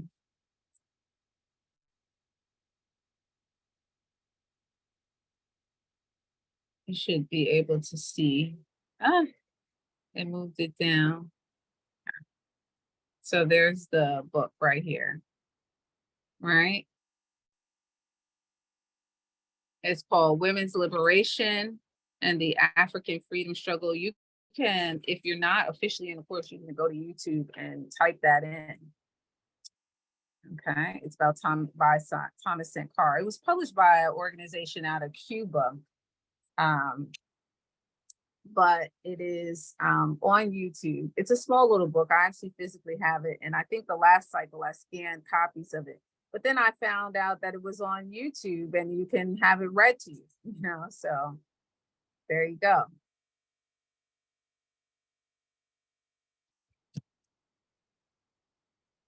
Okay, so I'm gonna stop the share.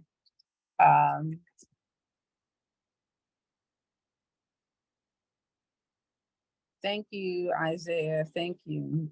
All right. Thank you, Curtis Murphy. Okay, so if there's no question, comments, problems, or issues, I'm going to end there. Yeah, and I'm going to wish you all a safe weekend. And thank you for dedicating your time to this, right? Because ideological training development is just that. It's where we do the internal work, right? So this internal work undergirds how you do the work that you're committed to doing for I Love Black People. Okay. All right. Well, thank you, everyone. Thank you. I am because we are. Okay. All right. Peace. Thank you very much, Dr. Wright, for Okay. Thank you. lecture. And also, I would like to thank everyone that attended the call and shared their ideas in the comment section. I am because we are. Thank you.